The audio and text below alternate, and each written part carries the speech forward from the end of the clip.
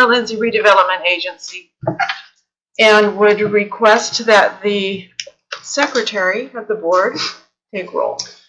Board Member Sanchez. Here. Board Member Flores. Here. Board Member Watson. Here. Vice Chair Cortez. Here. And Chairperson Kimball. Here. Thank you. Our first item is public comment. The public is invited to comment on any subject under the jurisdiction of the successor agency to the former Lindsay Redevelopment Agency, including agenda items. Comments shall be limited to 3 minutes per person. Participants speak at the stand after clearly stating their name for the secretary. Anyone wish to address the successor agency at this time? Good evening, ladies and gentlemen. My name is Eric Sinclair from Lindsay, California. I'm just curious, what does this successor agency do? What is it about? So, well, it's good that you came. We can't really address that at this point, but as you listen in, it should be explained. Okay, thank you. Okay. Anyone else wish to address the board?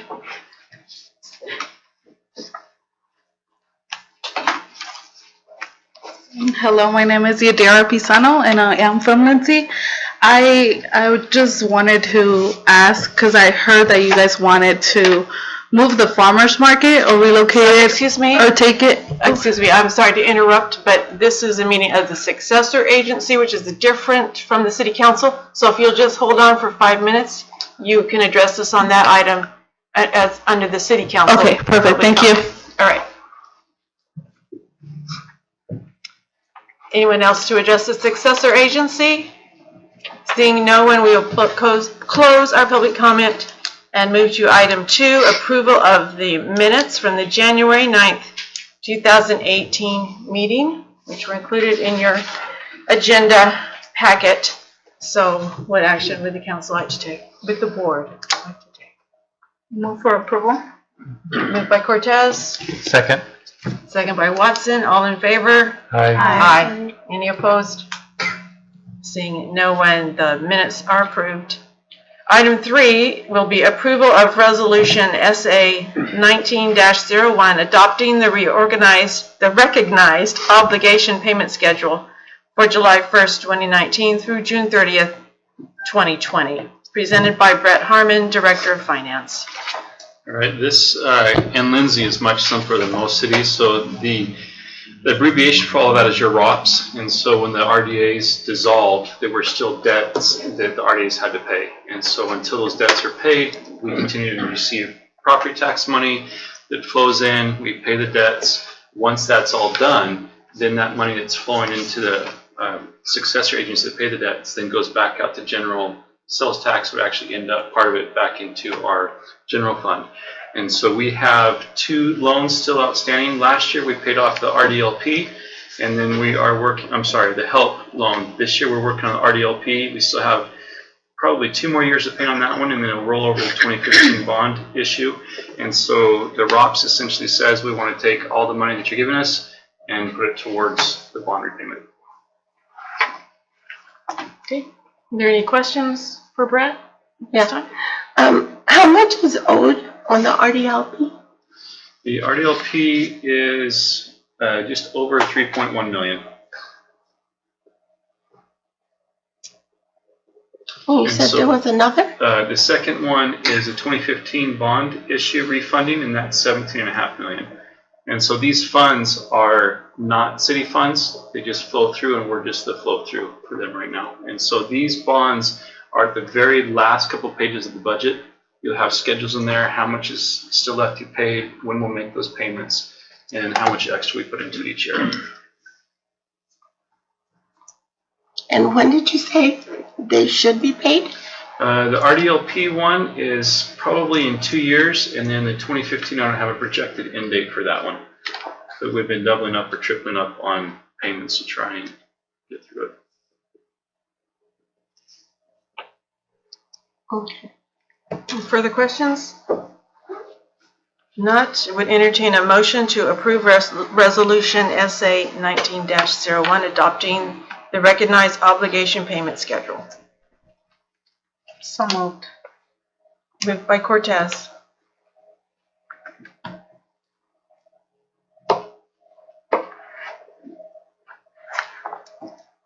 I'll second it. Would the secretary please take roll? All right, Board Member Cortez, Aye. Board Member Kimball, Aye. Board Member Flores. Aye. I'm sorry, was that a yes? Yes. Okay, I couldn't tell if it was an aye or a no. So, Board Member Watson Aye. and Board Member Sanchez. Aye. Thank you. All right, with that action, we will adjourn the meeting of the Successor Agency to the former Lindsay Redevelopment Agency and convene as the Lindsay City Council. And direct the clerk to take roll. Catch up with you. All right. Councilmember Sanchez. Aye. Councilmember Flores. Here. Councilmember Watson. Here. Mayor Pro Tem Cortez. Here. And Mayor Kimball. Here. Thank you. Would everyone please stand and join us as Council Member Sanchez leads in a flag salute. Salute.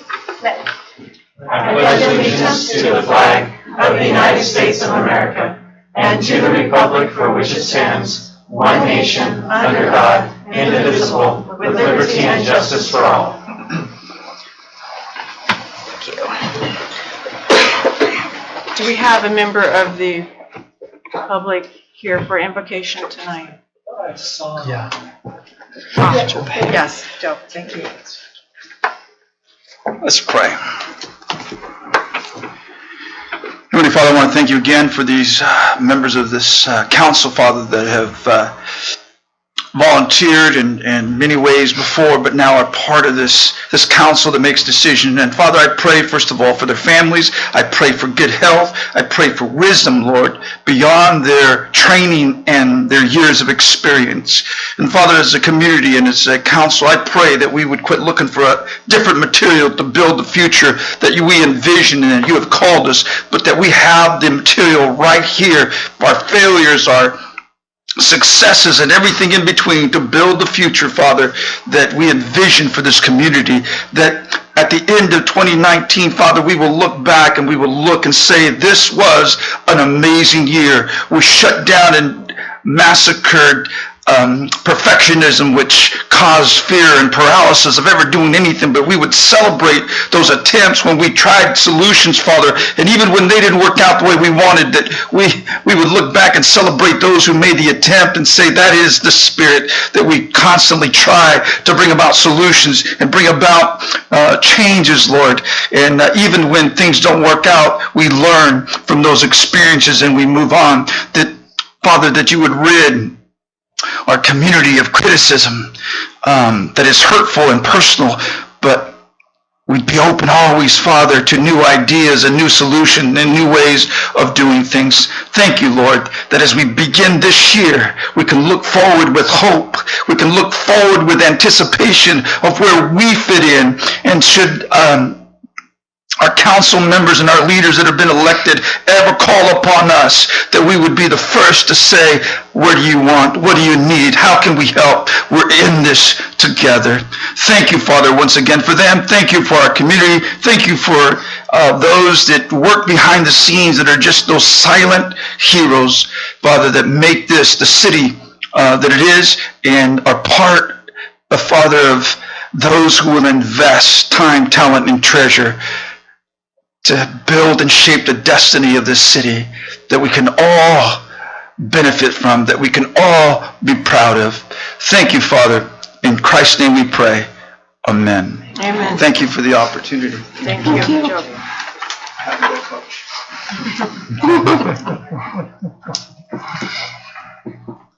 All right, now we will open our public comment period for the City Council. The public is invited to comment on any subject under the jurisdiction of the Lindsay City Council, including agenda items other than notice public hearings, of which we have one tonight.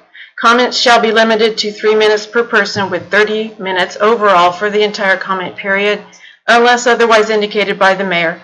Participants speak at the stand after clearly stating their name for the clerk.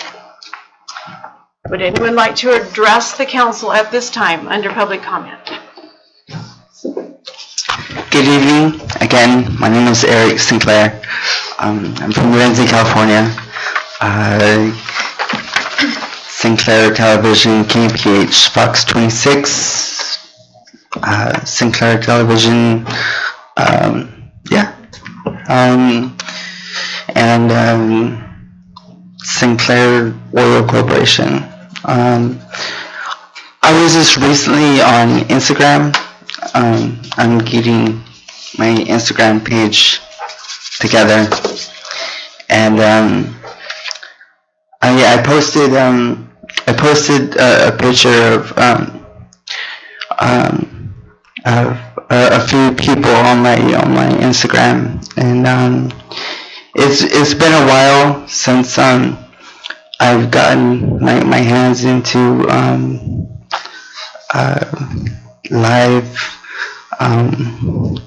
live television shows, and one of the many shows that I helped develop and paid for was Jersey Shore, and I'm getting a lot of likes on it. If you want to hit me up on the Instagram, it's Dinosaur Sinclair. So yeah, hit me up on Instagram. Thank you. Thank you. Anyone else wish to address the council?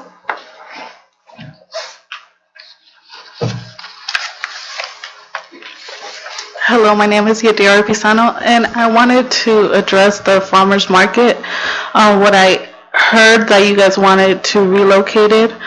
I own a business here in town, and I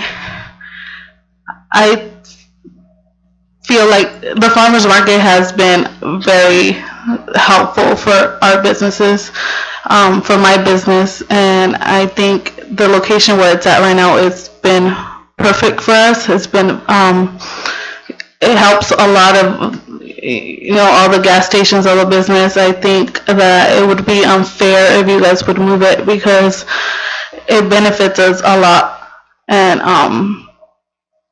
I just think that it's perfect where it's at. Okay, thank you. Okay, noted. Thank you. Anyone else wish to address the council?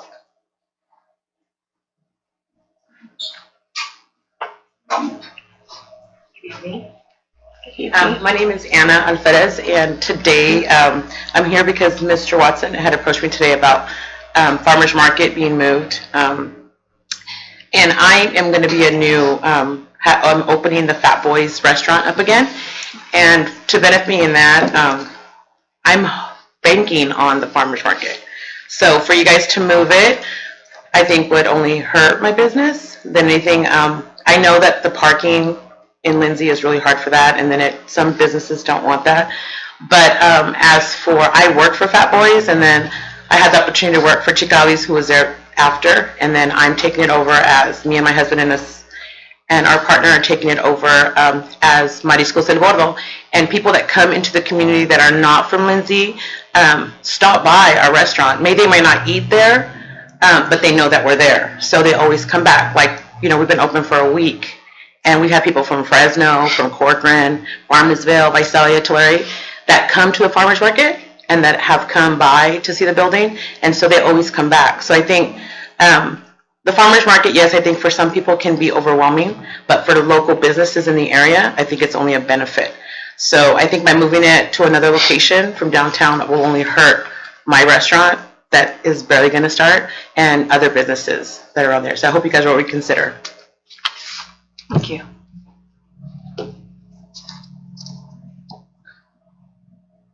Anyone else wish to address the council?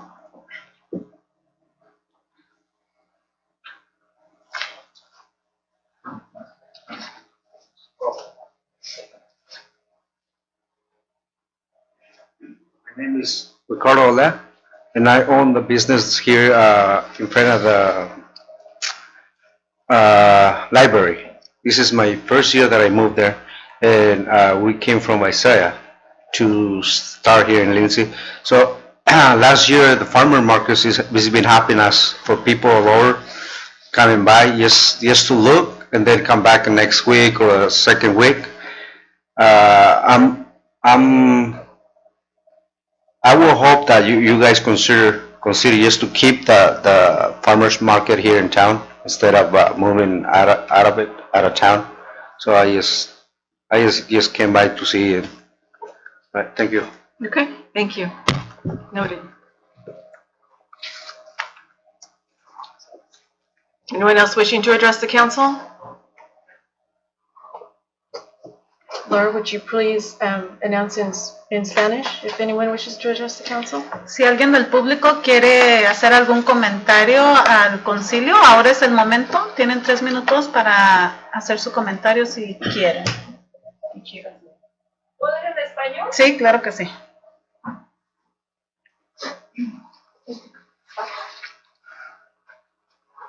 Buenas tardes, yo soy María Hernández, tengo mi negocio aquí por la Honolulu y pues a mí me es bien el remate porque hay mucha gente de todos lados, de todos los pueblos aquí cercanos y trae mucho negocio a mi negocio, muchas compras a mi negocio. Entonces si lo mueven, yo tendría que salir y se me haría muy difícil salir con mis cosas porque yo tengo tienda de ropa, zapatos y todo. Entonces a mí me conviene que el remate esté aquí porque la gente entra a mi tienda.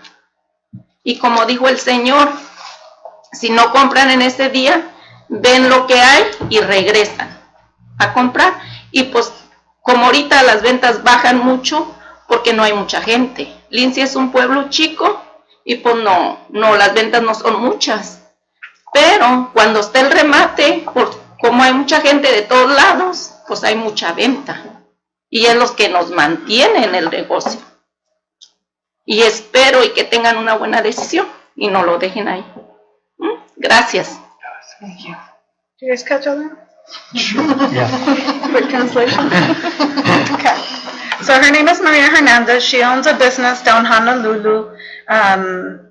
She's asking for reconsideration of relocating of the market. She depends on the sales during the market to carry on her business. If the market is relocated, it would be difficult for her to bring out her merchandise, such as clothes and shoes, to wherever it's going to be relocated. During the season, the sales are low because it's low here in Lindsay at this time, but during the market, that's when she sells the most. And as a previous business owner said, even though when people come to the market and they go into her store, which is what they do, they may not buy that day, but then they'll come back and they'll purchase at a later time. So she hopes that council makes a good decision about the future of the market, farmer's market. Thank you. ¿Otra persona? Anyone else? ¿Alguien más? Seeing no one, we will close public comment. And move on to our next item, which is council reorganization. It is traditional that following an election, reorganization of the council in regards to mayor and mayor pro tem be on the agenda. If the desire of the majority should be that no changes be made at this time, no motion and no vote is necessary. However, if any member of the council wishes to nominate someone else, they are welcome to do so. And if seconded, it will be put to the vote. Nominations for the office of mayor are now open. I nominate Yolanda Flores for mayor. Thank you. Is there a second?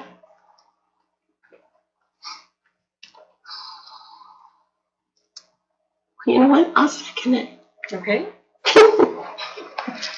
Has been moved and seconded. Would the clerk please take roll?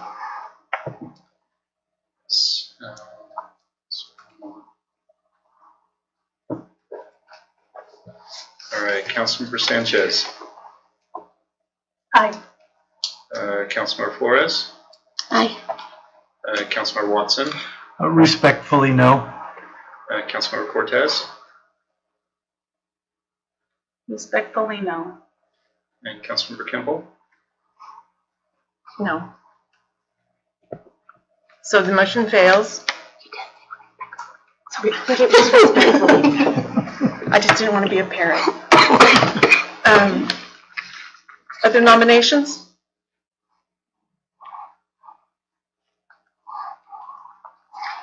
I move that Pam Kimball be mayor. And as I said. Oh, yeah, that's right, we don't need. We to- don't that's need. right. We just, so if there are no further nominations, then we will continue as we are. Thank you very much. I will continue to do my best to serve in this position.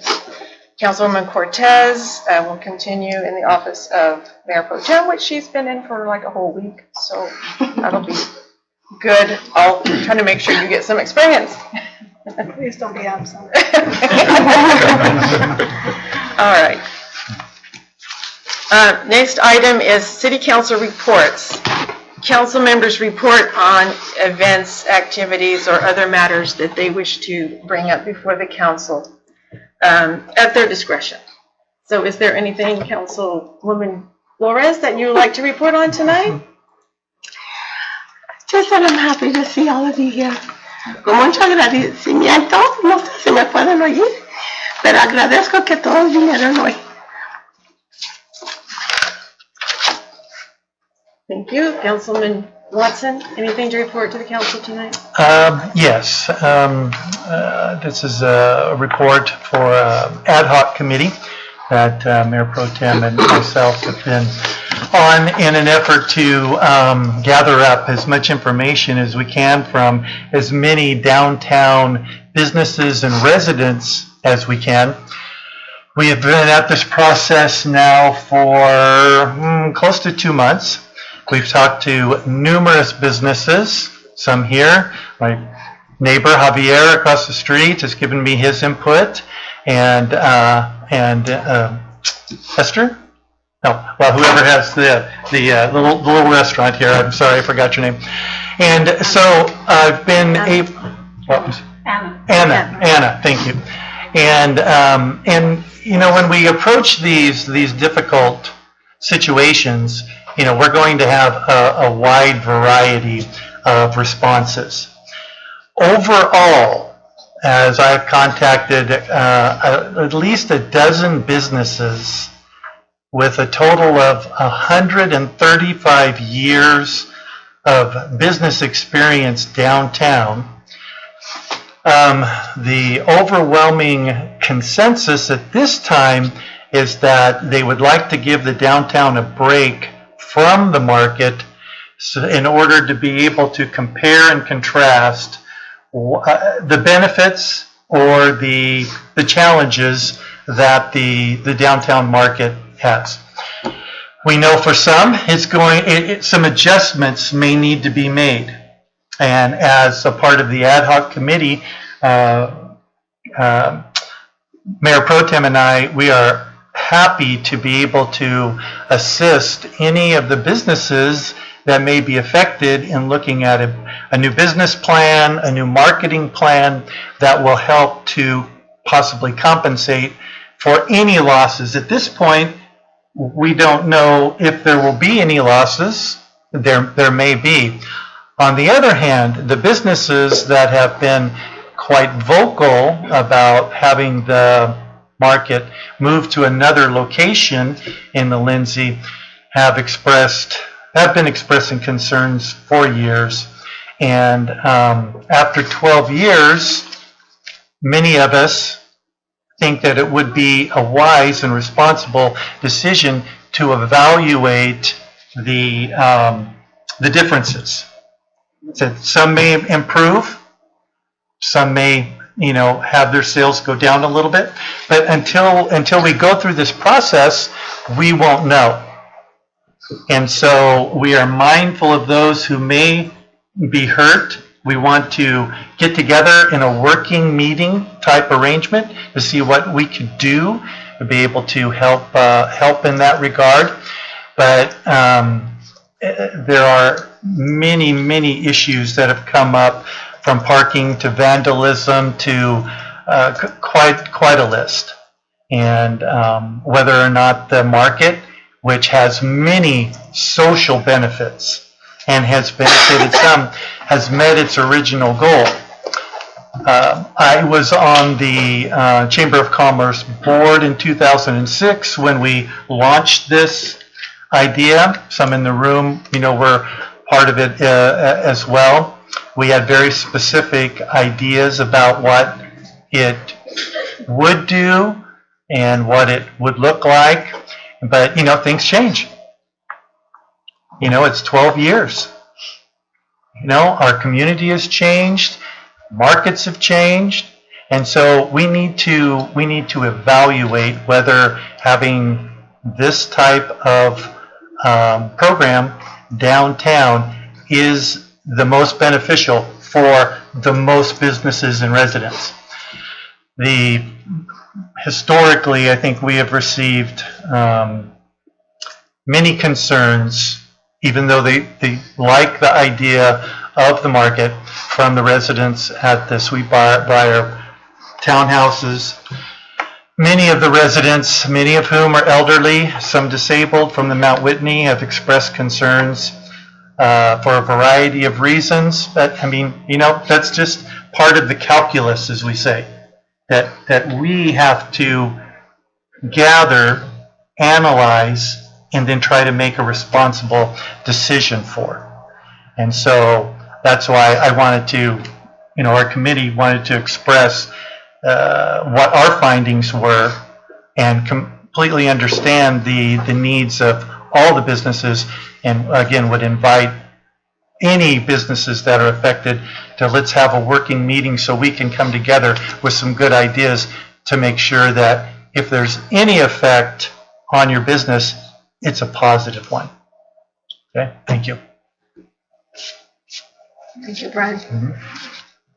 Good report. Councilwoman Sanchez, anything to report tonight? No.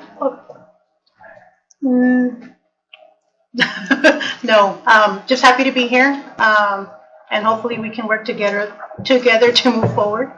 That's it. Okay. Thank you.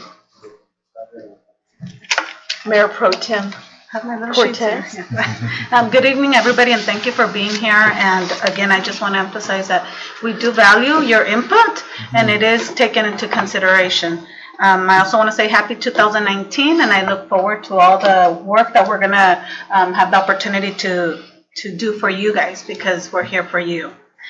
Couple things. I attended the Rotary Christmas breakfast back in December, and I was very happy to see so many people. There were so many people out there. I've been to it in the past, and by far this was the one with the most attendance, so that was very nice.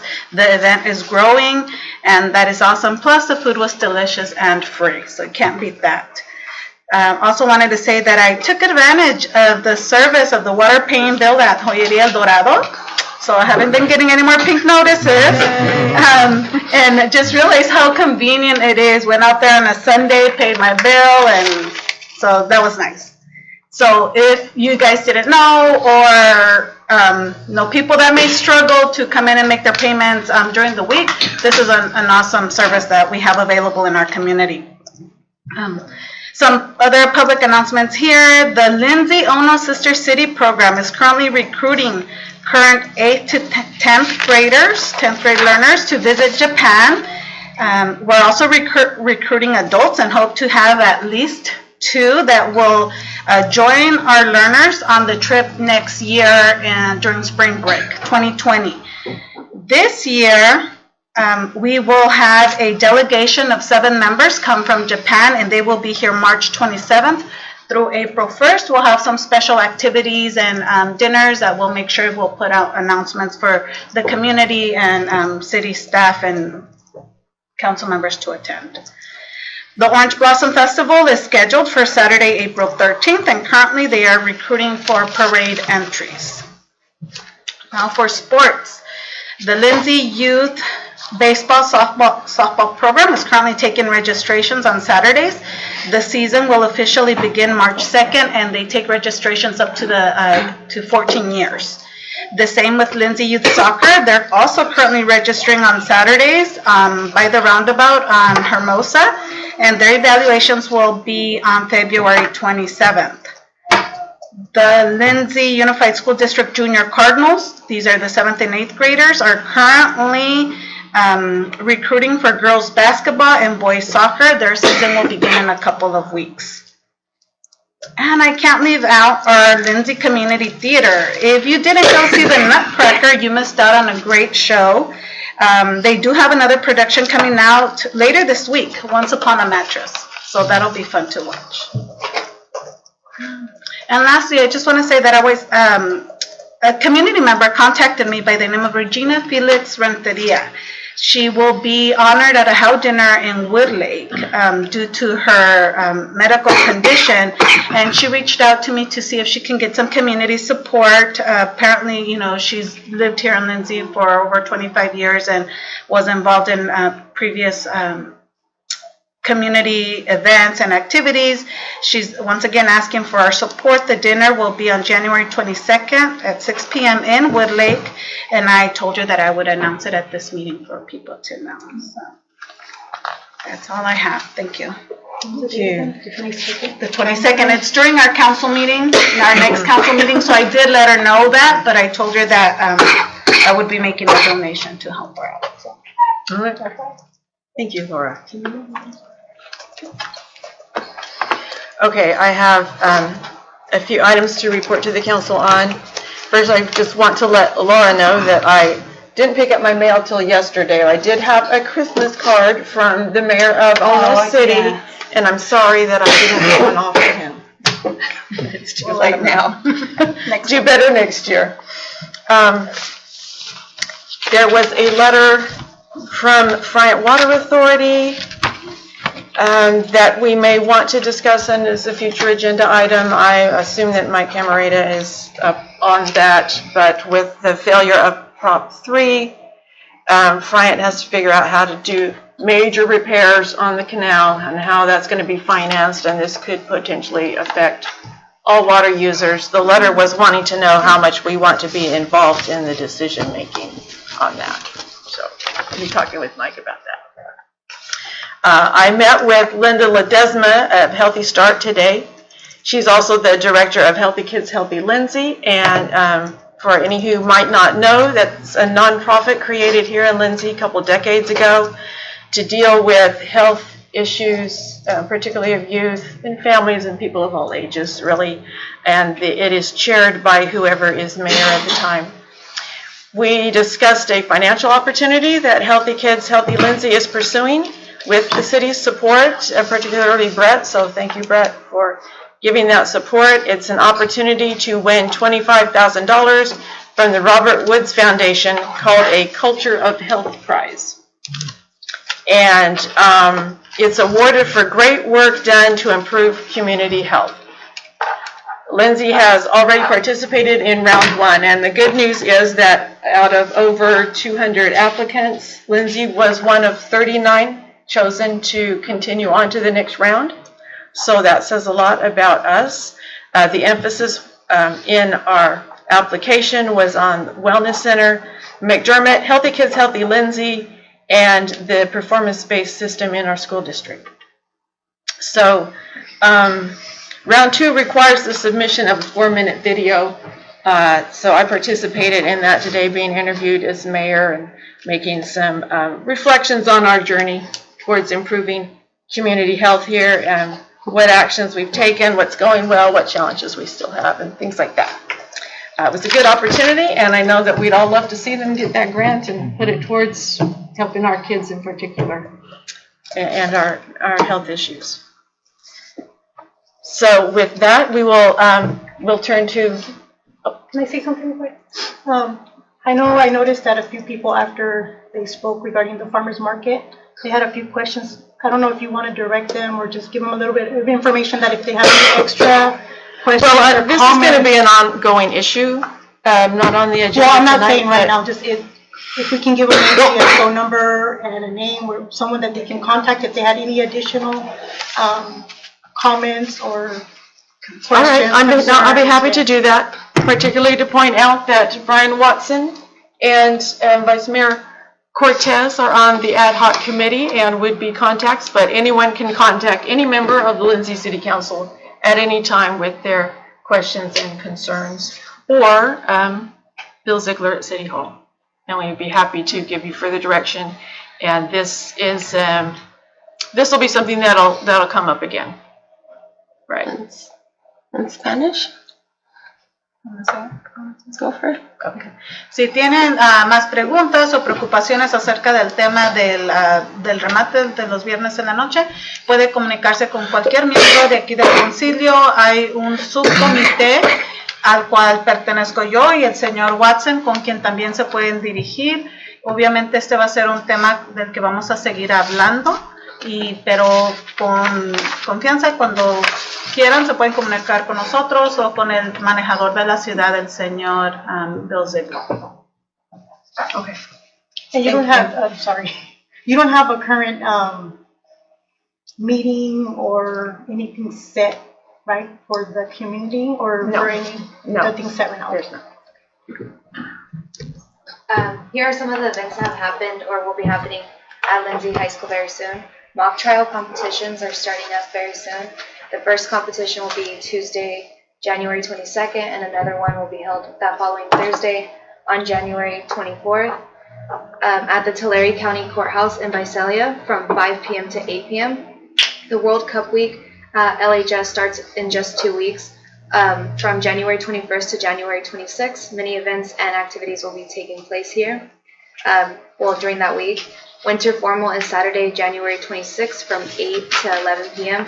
at the LHS NPR, $15 per single and $25 for couples.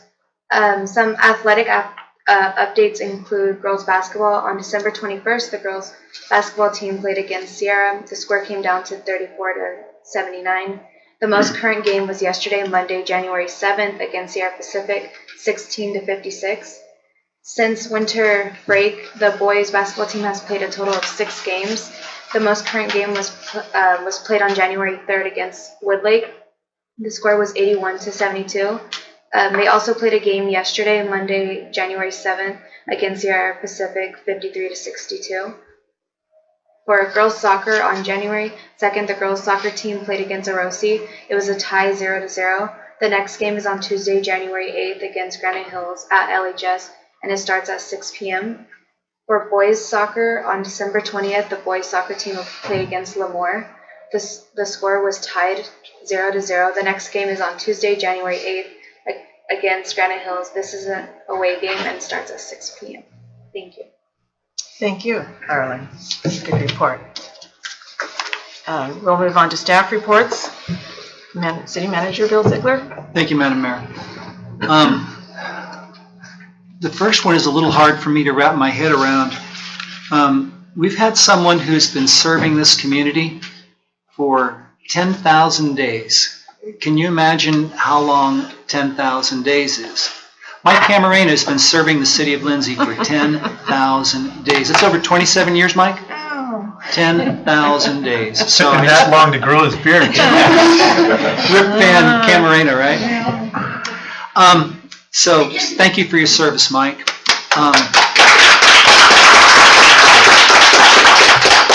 For all of our council members, we need to schedule a group photo with everybody so that we can get that posted. And also individual photos. We've got a kind of a little photo booth set up over in PD. And if you just coordinate with Mari Carrillo, actually do it with Maria and then she'll coordinate for you. But go over there, get your individual photo taken, and then we'll figure out what works for all of you. Previously, we've done in front of City Hall. We have 2 places to take pictures at PD. Oh, One you don't mistake. want, one you have the flag behind it. One we've got, yeah. No, the flag's the one we want. Thank you for clarifying. No. So we look forward to that and getting our information updated. And speaking of updated, it would be really great if we get bios on our new council members and any changes on existing council members so we can get that up on our website. And we will be completing a card. I've asked our newest council members if I can share emails and phone numbers. And so we'll have that for the community so that you can reach out. We tend to have cards in the back of the room here, so if you don't have a council member's email or phone number, you're able to get that and reach out to them in that way. And we have on our website, too, there'll be email addresses listed there for the City of Lindsay, so we invite you to pursue that. So we will do that. But anyway, as we do the bios, just please email those to Maria. and she'll arrange for that for us. We have a local motion luncheon occurring for Mayor Kimball, who's our TCAG rep, on January 24th, 11:30. We have tickets for that and select staff. And we can get together to see if you want to share transportation or not, Madam Mayor. The League's new council member academy, I've reported, is full. And it was full as of the moment that we asked for it, the second week of December. We're on the waiting list, but I'm not hopeful. I'm thinking it's oversubscribed. But we are working on a council retreat with Barry Summer. He'll do an excellent job for us. We're targeting a Saturday, preferably February, but February-March timeframe. As soon as things start coming together, I know several of you have to work. As soon as we get something together, we will do that. And he's a lot of experience in government. He'll be very, very beneficial for us. So I look forward to that. And I've got some notes related to when we get to the agenda item talking about committee assignments and some dates of things that are happening. And I'm going to give you a Reader's Digest version. I will email out a detailed list to you all related to my staff report.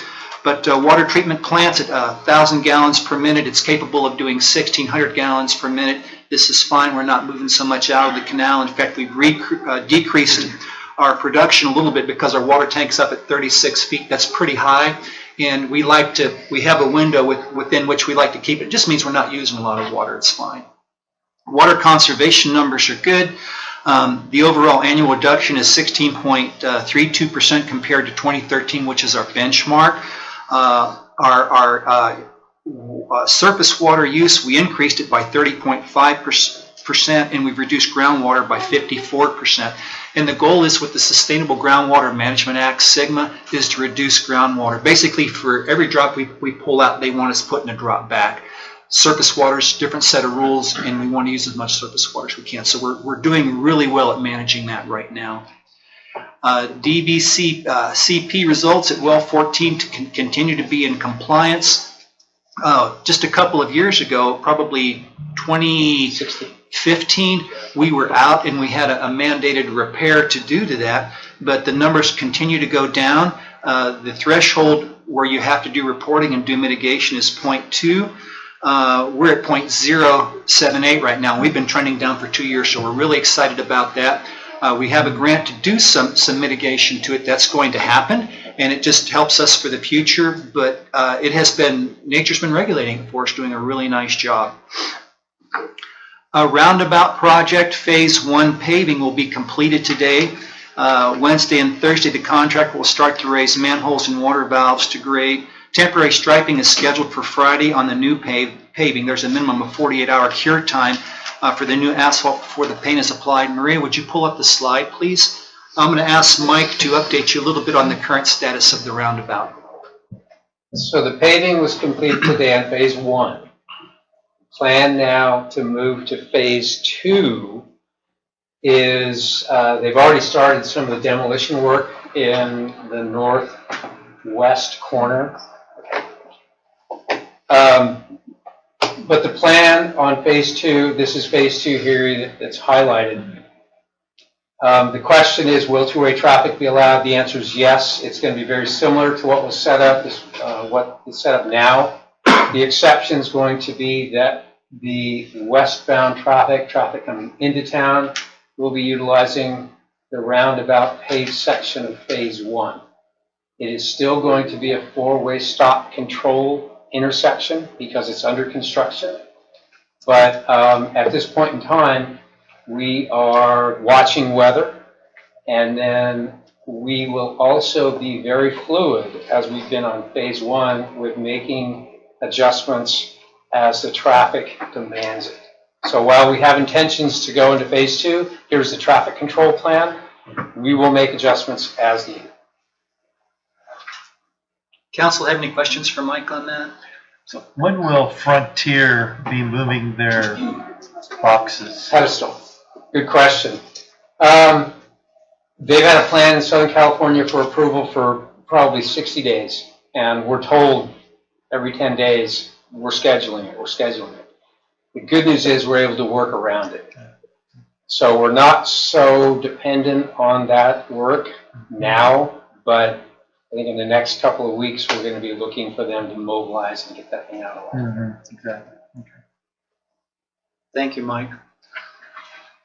Continuing on, you may have seen, if you've been driving around today, some miscellaneous paving occurring.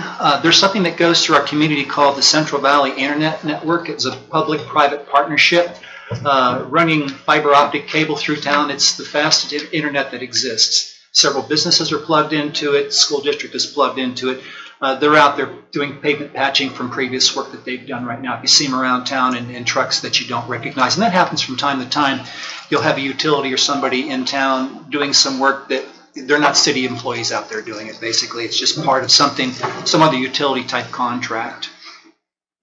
Maintenance updates, we did 70 sewer inspections in December. 5 water leaks were repaired, 1 dead meter was replaced, 48 utilities were turned off, 47 utilities were turned on. And by the way, as Christmas was approaching, we didn't do turn-offs prior to Christmas. We delayed that by a week so that we didn't put anybody in a bad spot prior to the holiday.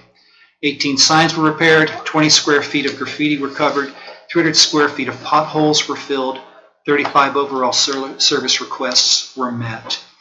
An annual maintenance report will be presented at the next council meeting. We're going to talk a little bit about finance and city clerk stuff tonight. Next time we'll talk a little bit about public works, city services, and we'll give you more detail then. And just speeding through this, Omni is full guns blazing over at the Wellness Center. They're making their tenant improvements, and they anticipate to start seeing patients in February. Does that sound right? February, thank you. And good things are happening there. Aquatic Center, the pool maintenance closure will be between December 3rd and January 14th. That's the main pool. The therapy pool is left open, and that helps us do cleaning and replacing of some of the pump pipes, replace some pool lights, work on the heater, those sorts of things. The high school swim team will begin practicing the last week in January. Winter lap swimming is available. Membership $60 from January 14th through April 30th, which is a pretty good deal. Lots of things happening with recreation. Thank you, Mayor Pro Tem. And Lisa's keeping it busy with facility rental. Good things are happening out that way. And I'll wrap up my report at this time unless you have some questions. I had a question on the dead meter. Are you talking about a water? Water meter that's not working, yeah, not reporting. Does it normally take a long time to figure out that it's dead, or? It could. The only reason I'm asking is because when I had paid my water bill, I overheard somebody talking that was in front of me regarding a dead meter, but they were talking about months. So does the city normally find out fast, or is this does it take a month, 2 months, 3 months to find out that? Mike? It depends. Well, it's a tricky question to answer. It could be that some of the older meters would read at certain times and not read at other times. So we have some numbers that could not make sense. It would take several months typically to discover whether it's faulty, whether it's just not reading, whether it's just completely non-operation. It might start and stop and start and stop, and so the recorded usage is actually less than what the customer is using. There could be any number of things where you'd call it a dead meter. You know, it'd be easy if it just stopped doing anything and you went out there, you say the numbers aren't moving, and you have a couple of months. That should be easy to catch. But it's not always just like that. But we do change them out pretty routinely. We do these monthly reports, and we report to council on that sort of thing. So you'll be able to see how many of these things we're changing. Okay. Okay. Any other Thank you, questions for council. Bill? Thank you, Bill. We'll move to item 6, which is our consent calendar. These are routine items that can be approved with one motion unless someone wishes to pull an item for further discussion. Item 1, approve city council meeting minutes for December 11th, 2018. 2, accept warrant list for January 2nd, 2019. And 3, accept treasurer's report for December 2018. What action would the council like to take? Move for approval. Moved by Watson. Second. Seconded by Cortez. All in favor? Aye. Aye. Is that an aye? Any opposed? Motion carries. Do we have cough drops up here? I have no idea how old these are. Take them. I know, sometimes we have really old stuff in here. No, we don't. you want to run that risk. So, Okay. Item 7 will be a presentation, Grid Alternatives, presented by Hector Uriarte Jr., Outreach Coordinator. And Madam Mayor, if I could kind of introduce him, he came by the office to meet with the staff, to meet with the city, with the idea of spreading the news about this very solid program that they are running. You'll have on your desk on the dais up there a couple of letters of support from both Self-Help Enterprises and Habitat for Humanity. So they come highly recommended, providing services to the residents of our community.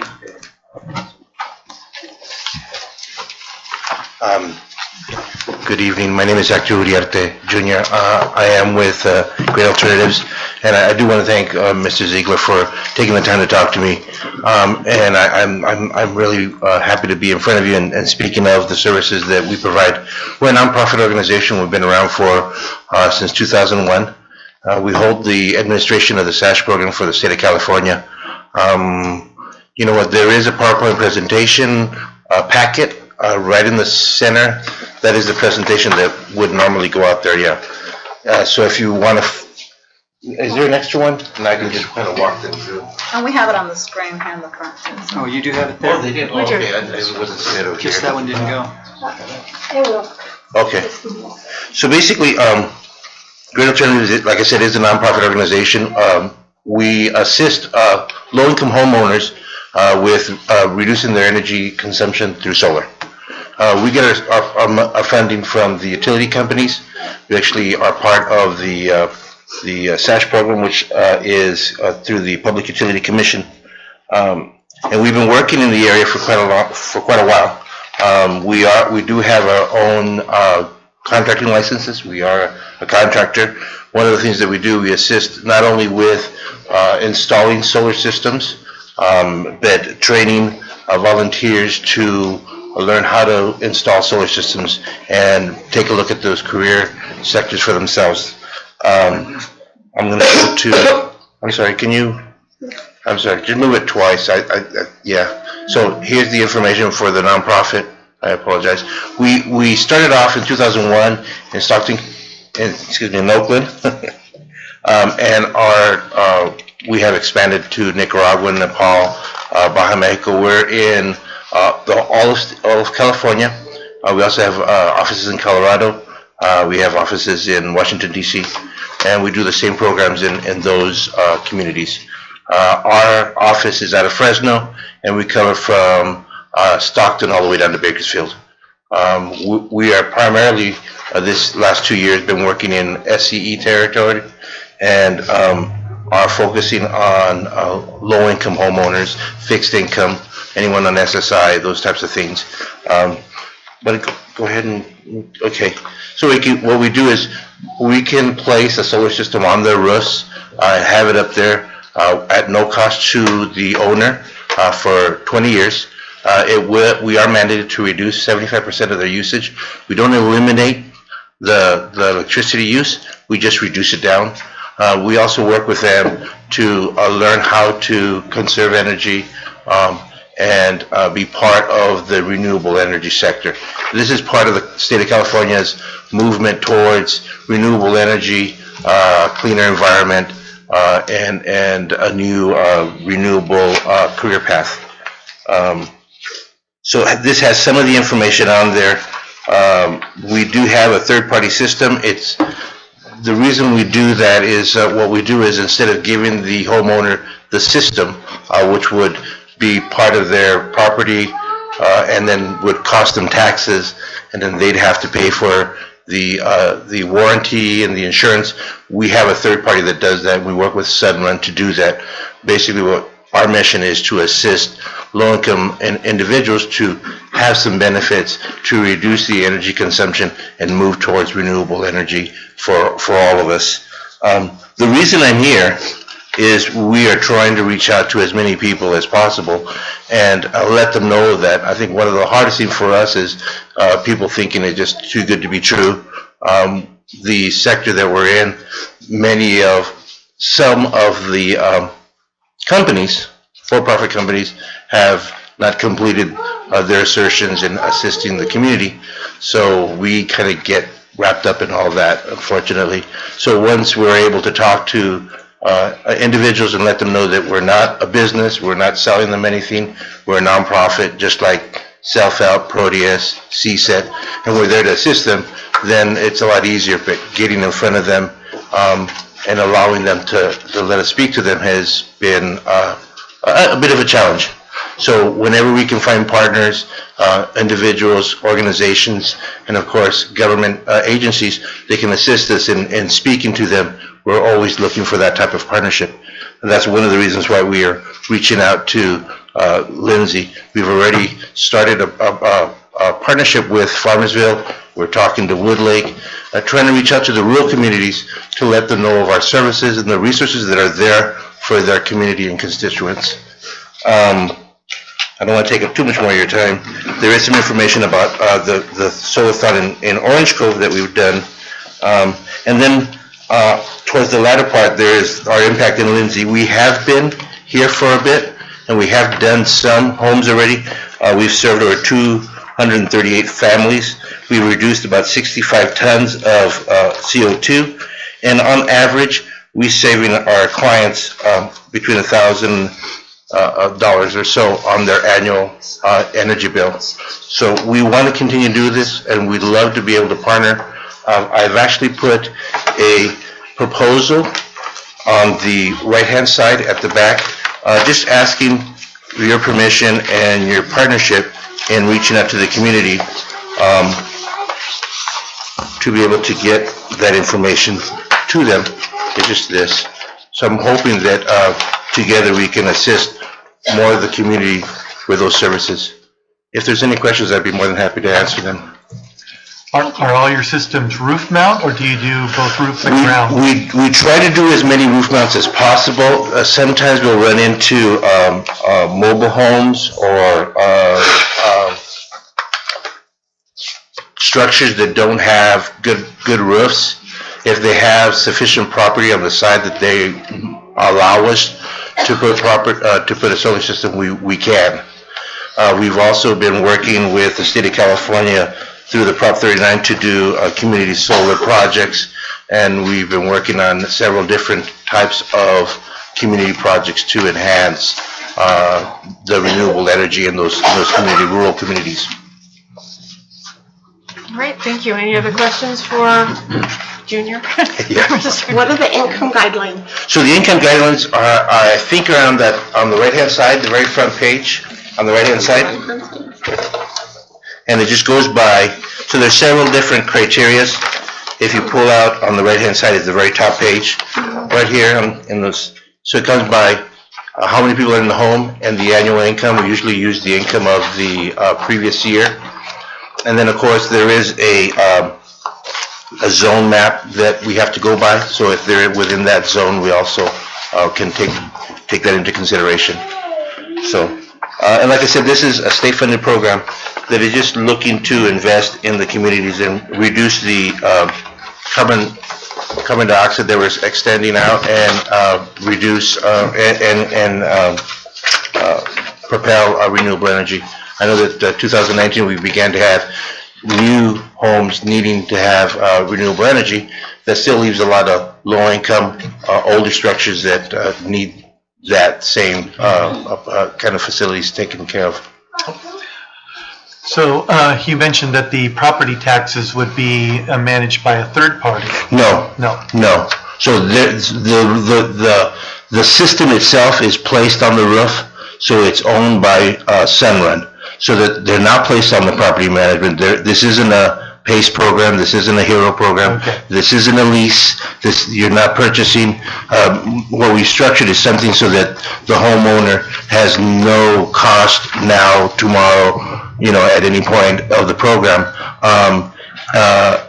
The property would be on the roof for 20 years. That's the only commitment that they will have. The benefit for the homeowner is they receive the production of electricity from the system and the credits that it entails. Right. If they were to sell the home, though, they'd need to they need to notify whoever. Yeah, so definitely if they were to sell, if they were to sell the home, they would just have to have a form that the new homeowner would sign and be automatically qualified for the program, so they'd be grandfathered in. Okay. The state is just wanting that system up there for 20 years. All right, okay, very good. Okay. Yeah. Thank you. Okay, you said something about the areas? So there's zone maps. Yeah, so what zones are you looking at? So there's 4 different zones, and one's a TEA zone, the other one is a economic zone. So usually we'll take the information, those zones change, and I can get those information to you, but the maps are. You don't have a map? No, it's street by street, sometimes it's home by home, so it's a state map. Yeah, so a lot of times what we'll do is we'll take the address, get them the maps on the in the computers and be able to tell if they qualify or not. Yeah. Thank you. Thank you. Thank you, Hector. Good luck to you. You may be able, okay. All right, item 8 has to do with committee assignments on the city council, and we'll turn it back to Bill Ziegler to address that. Thank you, Madam Mayor.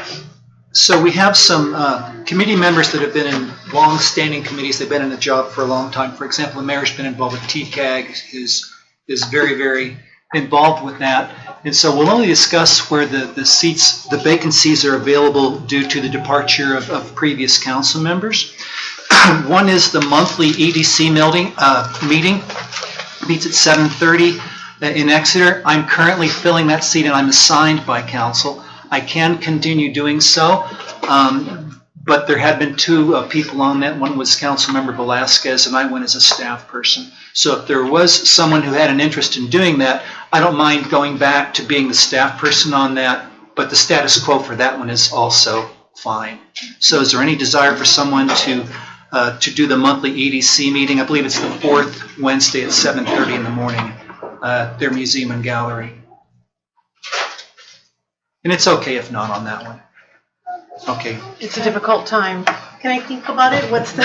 You can. You absolutely. It's the 4th week, 4th Wednesday, 4th Wednesday. 7:30 in the morning. 7:30 in the morning. Yeah, and they're really good at keeping it to an hour. It's a great way of staying abreast of economic development opportunities happening in the region, and it's where we go and say, we need to make sure Lindsay's looked at for this, or, we throw new ideas at them about ways of managing things And where is regionally. the meeting at? It's at the Museum and Gallery in Exeter. Yeah, that'd be great. That'd be great. One that we do need, the Quarterly Healthcare Advisory Committee with the Hospital Board. Mayor Pro Tem Cortez is one member. There are 2 members from the City Council and 2 members from the Hospital Board. And that meets quarterly. And the next one is occurring on January the 14th, so we're not quite a week out. And it's at 5:30 at the Wellness Center. So once a quarter, typically, and as needed. They may not be as frequently as that, but where you go and talk about things that are healthcare related, and we bring certain information, and the hospital district brings other information. So we have a vacancy there. And those aren't very long either. They're like 30 minutes to an hour.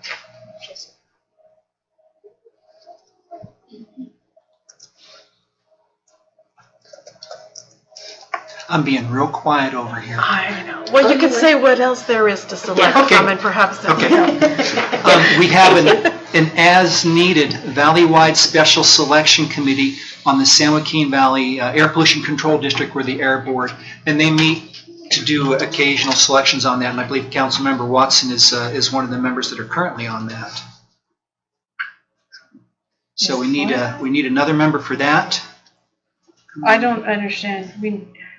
I think someone has to be selected, so you're going to gather and select someone that will represent our region. Right. Pretty quickly. I was not selected. But No, but you don't need. But I don't understand that we need 2 people on that. We have a primary and an alternate, I guess. So the alternate's what's missing right now. All right. So that's one that we have that there is an opening on. And let's see, finally, the monthly Council of Cities meeting happens at 3 p.m. and it's at Visalia City Hall East. And the next one of those is happening on January the 16th, and that's the Visalia Admin Office. And those are the vacancies that we have that we need to fill. What time was that, Council of Cities? 3 p.m. 3 p.m. And it runs an hour to an hour and a half. It's a great place of where we get to network with our colleagues. We talk about transportation-related things. We sometimes get updates related to legislative things that are occurring that we might have an interest in or an opinion on. And I think it's a very worthwhile meeting. Is that the one that I put my name? You said you were interested in that, yes. So we're good? Okay.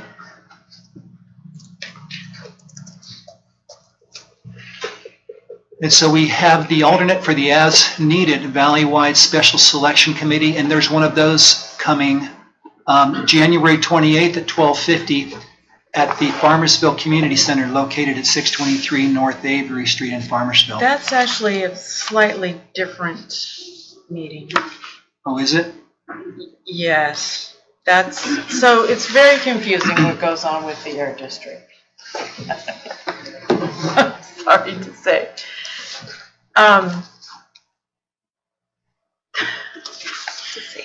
I don't know how to say it. It's so confusing. The City Selection Committee is not the same as the San Joaquin Valley Selection Committee, Air District Selection Committee. Although the City Selection Committee does appoint people to the Air Pollution Control District Citizens Advisory Committee, which is a whole nother thing.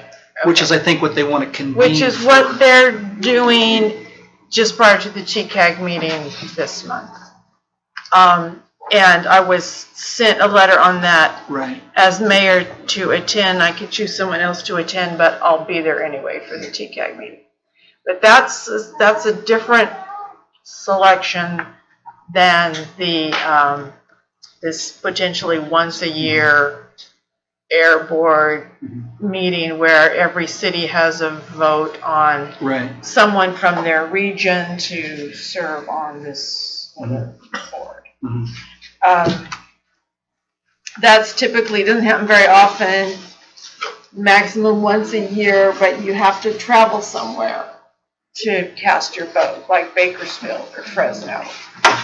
Which has been problematic for participation kind of in that and problematic. I think that's getting where good they votes. pick the person to do that yearly thing that you're talking about. What I would do- don't know. I need like a map. With council's permission, I will gather the information I have on that and email it out to you and see if someone is interested in that, since we have a little bit of confusion on that one. And so the final one then is the healthcare advisory meeting to serve with Mayor Pro Tem Cortez. 5:30, happens at the Wellness Center, just quarterly. I think that one's... When did you say? I'm sorry. 5:30, it's quarterly. The next one is going to occur on January the 14th at the Wellness Center. That's on a what? Wednesday, I believe. Wednesday too? Is that right? 14th? And that was Monday? the Wellness Center? I think it's Monday. It's Monday Monday. at Is the it at Wellness the Wellness Center. Center? Correct. And you need one more person? Just one more. Right. I'll go to that. Thank you so much. That wraps up what I have. I'll send out meeting dates and times and so forth and agendas as I have them to you. Thank you, Madam Mayor and Council. Thank you, Bill. Oh, you know, we probably should have a motion, Motion to accept the the... nominations. or to confirm the... I said I'd get back to Committee. you on the other one though. Right. Ah. I need a bit of time on that one. Yeah, there's the quarterly health advisory for Sanchez and the monthly council cities meeting for Flores. Those are the only two that we had confirmed. Right, okay. Nominations, so. So, motion to confirm those nominations? So moved. Is there a second? Second. All in favor, say aye. Aye. Aye. Anyone opposed? All right, motion Thank you, carries. Council. Thank you, Bill. Okay, our next item is our public hearing. Consideration of conditional use permit 1834, Old Grove Theater at 242 South Elmwood Avenue, presented by our planner, Jessica. Thank you, Mayor. So as was said, my name is Jessica Bispels. I'm the new planner with the City of Lindsay, and I have been for about a month now, so I'm happy to be here. Tonight, I'm presenting to you Conditional Use Permit 1834. Is starting on page 9 in your agenda, or your agenda packet. The applicant is Ms. Connie Lopez. The location is the Old Grove Theater over on Elmwood Avenue. This is a conditional use permit, or CUP, request for the Grove Theater to include in its use the sale of beer. So just to give you a little bit of background, the Old Grove Theater was a special event center and will continue to be a special event center. So everything is the same as before, only now the ABC license, or the alcohol license, is under Ms. Lopez's name. So that's why we're bringing the CUP to you. I can go over the whole staff report with you if you'd like, but I just wanted to summarize a few things. Number one being, upon approval, staff is going to check compliance with the zoning ordinance and all of the conditions after 3, 6, 12, and 18 months, and then yearly thereafter. If there are any infractions with the zoning ordinance or with any of the conditions for the CUP, the city staff does reserve the right to suspend the permit, in which case it would come to City Council again within the next 30 days for review. So that being said, with the conditions that are listed, staff does recommend that the City Council does approve it. And that's pretty much all I have for you, and I'll take any questions that you have. Thank you, and congratulations on your first presentation before the Lindsay City Council. Are there any questions from council? Now, is the person requesting it, she's the owner of Grove Theater? She's the one owner? owning it, yeah, it's Connie Lopez. Okay. Hello. Can she come up? It's a public hearing, so there'll be It a process. is a public hearing, so just, yeah, we will. If there's no further questions from council at this time, I will open public hearing. Proponents, those in favor of approving this resolution can speak first, and then opponents may speak, followed up by rebuttals as necessary. Sorry. So the public hearing steps are there on the agenda. If one Okay. can see. All right, good, so everybody can see that. Proponents, then opponents, then rebuttals, and then the public hearing will be closed and brought back for the council for any further discussion and motion. So at this time, I open public hearing and invite anyone who would like to speak in favor of to come forward to the podium, make their statements. Good evening, ladies and gentlemen. My name is Eric Sinclair. Anything that has to do with entertainment, I'm for it. In the city of Lindsay, California, people need to get out, relax, so they can get back to their everyday daily grind. It gives a chance to revitalize those thoughts that you need to use during the week. And I'm for it. What happened to that event? It was, I knew there was a few people that were there at the Grove Theater at the time. He had gotten his license pulled, but different people, we always keep our eyes open. Just because something like that happens, it doesn't have any bad reflection upon the city. Businesses go through their own thing. I hope that Ms. Lopez enjoys doing business here in the city. Thank you.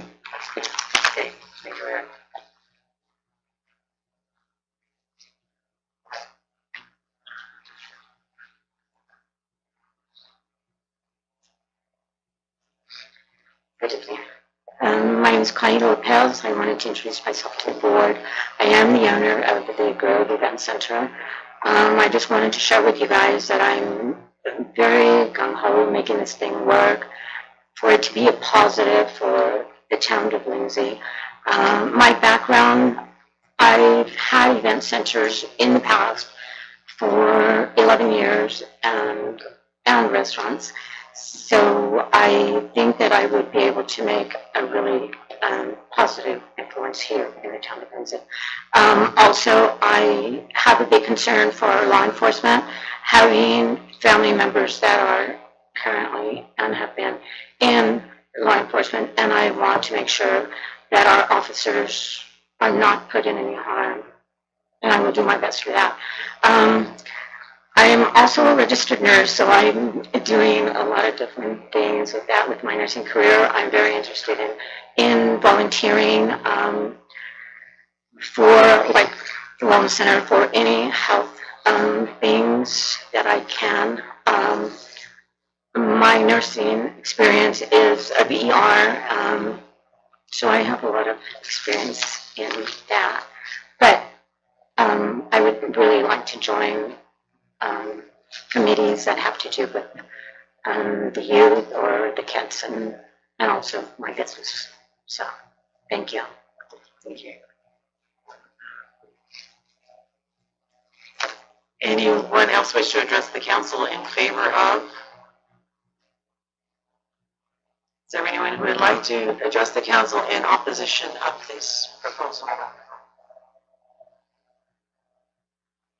Seeing no one, we will close the public hearing and bring the matter back before the council. Is there any discussion, further questions? If not, I would entertain a motion.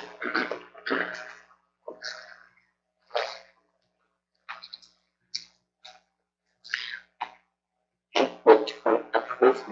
Motion to approve. Thank you. Is there a second? Second. All right, would the clerk please take roll? All right, Councilmember Flores. Yes. Councilmember Sanchez. Yes. Councilmember Watson. Yes. Mayor Pro Tem Cortez. Yes. And Mayor Kimball. Aye. Thank you. Motion carries. Good luck, Ms. Lopez. Item 10 will be a presentation, council orientation to City Clerk and Finance Department, presented by Brett Harmon, who is the City Clerk and Director of Finance. Do you want me to stretch first? Do we need a break? Did anyone on the council need to take a break in this time? No? Okay. Well, Mayor Kimball, if it's all right with you, I'd like to stay here at my seat in case I need to type anything here in the notes, if that's all right with you.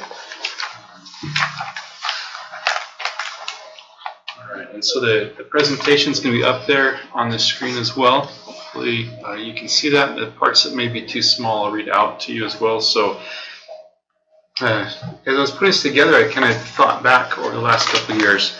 And Maria, I'm going to have you hold on that first slide just for a second. So several months back, my now 12-year-old son came to the council meeting in his scout uniform. He was working on citizenship in the community merit badge. And as part of that, they attended a council meeting. And he was even allowed to lead the flag salute. It's a pretty cool day as a dad to watch participate directly in the freedoms that we enjoy here in America. We live in a wonderful country where people have the right to vote for representative leaders and to participate locally in many ways. The peaceful transition of leadership after an election is a hallmark of our republic. So I express my congratulations to and appreciation for Mayor Kimball and Mayor Pro Tem, I'm not going to say Salinas, but Cortez, and Councilmembers Watson, Sanchez, and Flores for being Lindsay's elected representatives and for the hours you'll dedicate to serving the community, listening to the people, and working together.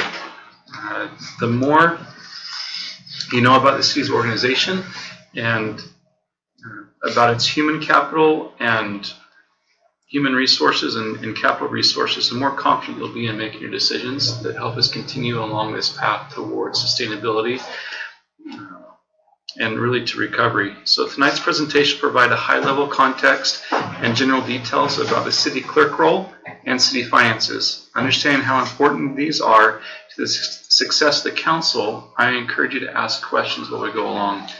Please remember the council has discretion to request a supplementary presentation by majority vote when we reach item 13, future agenda items, later this evening. And so I answer as many questions as I can now, but if you need something more robust, then we'll place it on the agenda through that mechanism for 13. With your permission, Madam Mayor, I will proceed. All right, thank you very much. All right. So let's go ahead. So what we're going to look at first is a city clerk. I'm the city clerk right now. Maria Knudsen is our deputy city clerk. And we had to attend a 2-day training to even get the basics of city clerkdom down. It's a lot, and we'll see that tonight. But to really make it a little easier to follow, I'm going to break it down into 3 different questions, dealing with teamwork with the council, what the clerk's role is, and then how does a clerk support the council. So as I was going through preparing the presentation, this is a quote that I found that kind of really hit home the importance of how these 3 groups work together. So elected officials, city managers, and city clerks shoulder equal responsibility in preserving and promoting democracy, which is the very backbone of our society. So how do we do that? How do we work together to make that happen? It works through this setup here. So with the teamwork, you've got the 3 parts that equally shouldering that responsibility. City council is there at the top. They set the policy, so you establish a vision and direction for the community. And the city manager does the product. He provides, or she provides the services to the taxpayers that match up with the policies that the council has established. And then the city clerk protects the process to make sure that it's transparent, that it complies with federal, state, and local regulations, and it's properly recorded. And that helps the public know what's going on in the process and keeps those 3 groups working together to make sure that we preserve that democratic process in our city. So now you may have your eyes glaze over because I'm going to go through each of these for you. These are the roles of the city clerk. As the election official, the city, if they were to run their own elections, the city clerk would be the administrator for that process.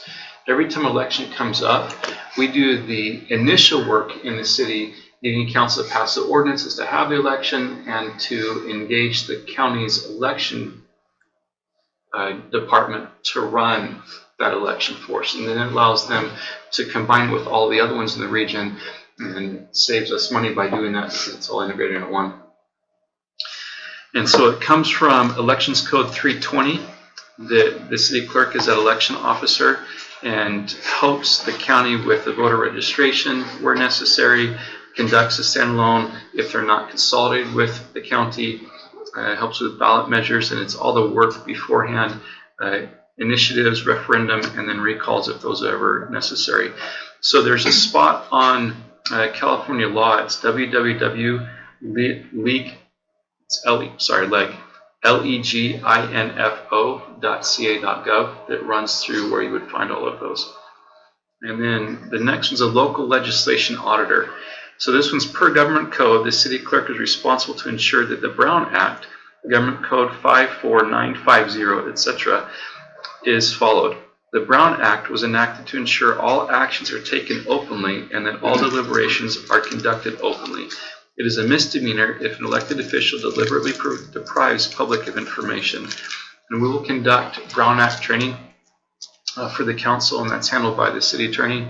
So I'm assuming we'll schedule time to go through that. I believe it's an annual every 2 years. It's required every 2 years, but usually you do it even if you've had, I don't recall Usually the with last new time council we members did or it, after but- an election? Yeah, so usually even if it's the previous year, if you have an election, we do it. And we've done it in the past before council meeting or after council meeting to get through that training process. And so the Brown Act's important, and we need to follow with that exception. And it deals with the public notices and public hearings that the clerk helps put together, deals with contracts and agreements, bonds and insurances, authority to execute instruments, the ordinances and resolutions and municipal code. All of the discussions about that need to be done with the council in an open meeting. So then the municipal officer. So clerk of the council, that's government code 36814, also performs attestations, that's code 4806. The administrator affirmations and oaths of office. And so last council meeting, where you both came up, the new council members, we did oath of office. We recently went through and did all of the city staff. There's an oath that they all take when they come in, and we found in our records had not been done. So we've gone through and done all of those again, and new employees, as part of their onboarding process, are issued an oath or take an oath.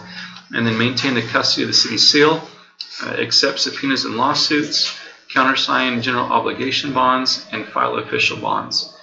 So then for the political reform filing officer, the Political Reform Act of 1974, Government Code 83111, addresses the financial conflicts of interest of public officials through disclosure of the official's economic interests and prohibitions on participation in making decisions that the official knows or has reason to know will result in the material financial effect on one of the official's economic interests. So the city clerk serves as a compliance officer in matters pertaining to the act. So there's a Form 700 that we complete each year, and we'll also get a map of any financial or economic interests that council members have in the city, their home, places of business. We'll map those out, and when issues come before council that are within a certain distance from that property, that councilman needs to recuse themselves, which means they just go and wait outside while that's discussed, voted on, and they come back and join the council again.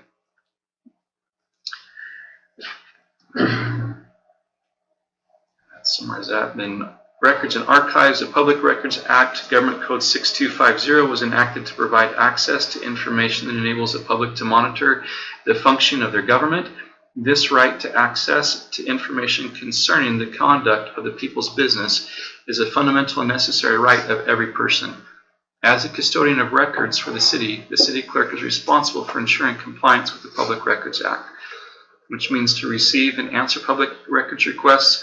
With few exceptions, only records available to the public are disclosable to elected officials. Records exempt from disclosure include personal information, medical information, crime intelligence records, voter records, and utility usage records.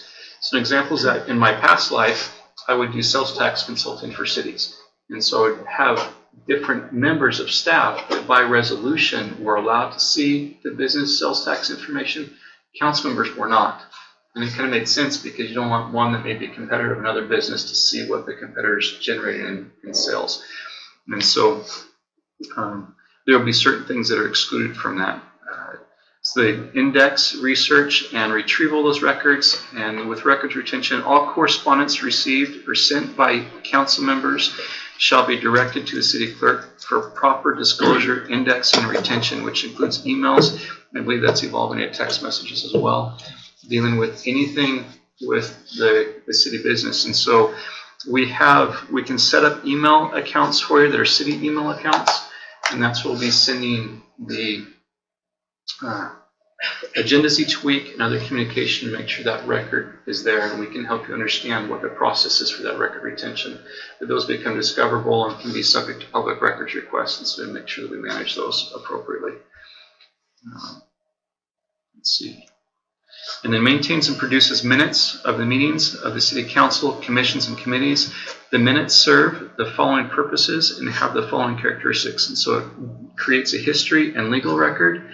It records the actions of the proceedings, refreshes recollection. If, hey, we did something a couple of years ago, what was going on that day, we'll pull out the minutes and look.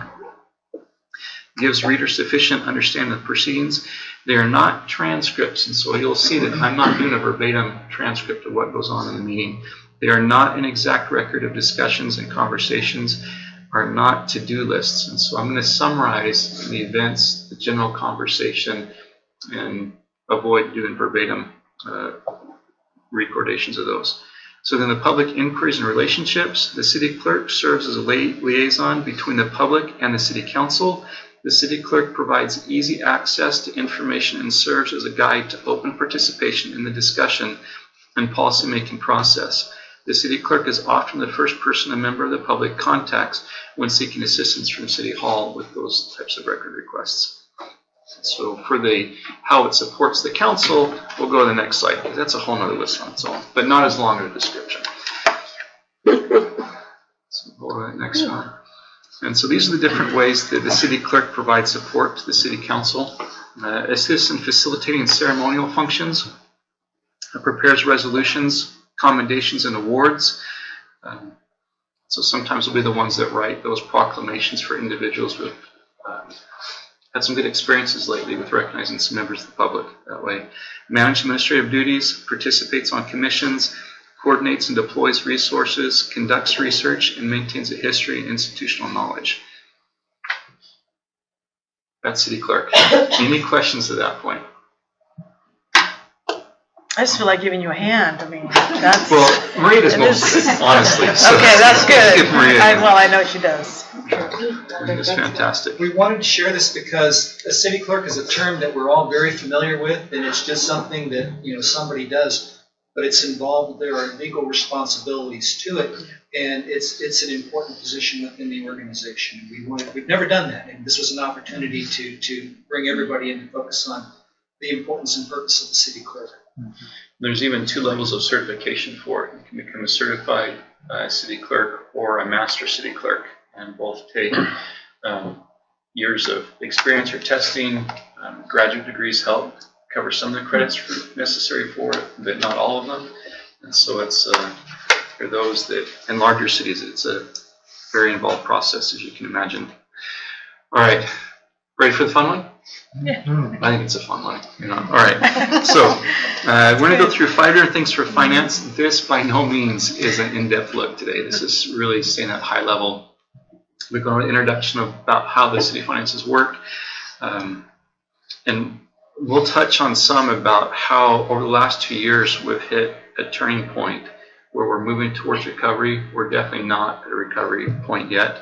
But we're beginning that very long path, and we'll go through these to kind of help you get comfortable with the general mechanics of how the finances work. So let's roll over the next one. So city finance is like the human body. There's more to it on the inside than you see from the outside. And boy, that's true. The more you study it, the more you understand it, and the more effective you'll become. So we've seen good things from the council the last couple of years, and seen all of you move forward as a group here, really understanding this is going to help. So here's some different ways that finance works with council. So we're broken up here into 3 different categories: citywide objectives, fiscal year budget, and then ad hoc finance committees. So first, the council establishes the citywide objectives that we've discussed already. The city manager then implements the programs and services designed to achieve those objectives. And the director of finance sustains those efforts by coordinating with different departments, ensuring the funding's there if it's not, putting the brakes on it, and planning for the future. Then second is, based on the objectives, the director of finance manages the budgeting process for the city manager, who then develops and presents the final budget to council. Through the public hearing process, the city manager or designee presents that budget to council, who then approves it before the end of June. And so that takes 2 meetings. The first meeting in June is typically the first meeting, and then the second meeting in June is where we'll wrap up the public hearing and adopt the budget. So third, then, is in the whole process of getting ready for that. Throughout the year, the city manager leads meetings with the ad hoc finance committee. And the director of finance and no more than 2 council members, remembering the Brown Act, participate on the committee. This is typically done during the budget preparation time. So let's look at how all of this charts out for a year. So this table is going to show you the main cycles or responsibilities of the finance department. There on the left is admin. Each of the X's indicate a month in which that category is being addressed, and so every month of the year we have administration, and that's where we manage all the accounting and financial activities and the day-to-day operations. So the finance department handles accounts payable, accounts receivable, payroll, utility billing, debt service, anything to do with the money that's coming through, banking, and the rest. The budget cycle begins in December. I have a very rough sketch out right now of the budget for this next year, and to fine-tune some Then it's going out to department heads for them to submit information, and we'll bring it back together with the budget committee and work from there. But that's going to take us all the way through June, so it's really a 6-month process, just in time to turn around and start our audit. And so our audit starts in July. We'll have our audit firm, which is Bedowning Associates. They joined us last year, half the cost of Brown Armstrong, our old auditor, and absolutely amazing. They've been wonderful to work with. They've come in, given some great guidance, really helped us straighten things out. And so they came in July and August for about a week.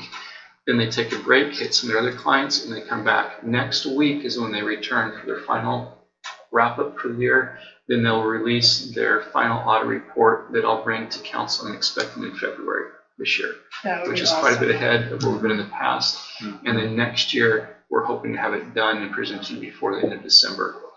And so it's far better than That's like 6 to 8 months never after the fact. happened. Yeah, that's right. Never happened for us before. And so while the city's still in its financial crisis situation, we'll continue to have findings until we can get out of that point, but they're definitely fewer than we've had in the past, and we're working each year to reduce those even more. Some of them we'll let continue to write because we just don't have the personnel there to fix them at the time, but we're aware of them and monitoring them.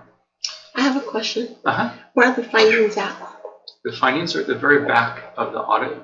No, where are the findings at? What have the auditors found that you need So to what were the correct? findings this last year? Yeah. Okay. They all right, there were I think 7 findings this last year. Would you like just the title of them? They're a page each. Do you want me to just kind of summarize it for you? Yeah, and then Okay. can you send them to me? Can you email them to me? Yeah, so the audit reports are all online in the documents library on the city website, and so you can pull it up. It's a PDF. You can save it, highlight it, whatever you'd like to do with it. I can send you a copy as well if you'd like. Okay. Okay, and so the first one, 17001, was a deficit fund balance in the general fund, McDermott Sports Complex, and the Wellness Center Fund, and the ability of the city to continue as a going concern, which was found to be a material weakness. So essentially, what they're saying there is that we're really, really, really, really broke, and we agreed with them on that finding. And so the deficiency in the fund balances and decreases in revenues have created a budget shortfall that will require significant cost-cutting measures to reach a budget that will recoup the negative fund balance as well as provide the necessary revenues and financing for continued city operations. And so this last year, we outsourced administration of McDermott and had some layoffs to the city to try and get those expenses in line with it. And that's going to be, right now, really about a 40-year plan. So what's the deficit on that? The deficit on the general fund right now is about $9.5, $10 million. Is that just for the McDermott and the Wellness Center? No, that's for the general fund. Okay, what about the And McDermott then and the Wellness The Center? McDermott was at about $700,000, but it's being put through the process of some advances that are going on the books to show how that money's gone. If you would like, we did a presentation about 6 months ago that went through the whole process of how we got to those fund balance issues. And that might be a good thing to request to come back and redo that presentation for you because it maps out from beginning to end what happened, how do we even get to that point. And that will give you a better explanation of what I can do tonight for you. Okay, so decreasing the deficit on the McDermott and the Wellness, you're paying that out of the general fund? Yes. Yes. And so again, it'll be in that presentation, but it shows how money was overspent in both of those circumstances. And when you have this place where you've overspent, the money has to come from a source that can give that to you, and that's from the general fund. And that threw the general fund into a deficit and you had to borrow from other funds. And so we can come back and do that presentation because it'll talk about, I think it's resolution 1743 and 1744 that established advances to record that process and establish a repayment for it as well. And then those are also in the budget where you'll see those values mapped out. So is that process only good?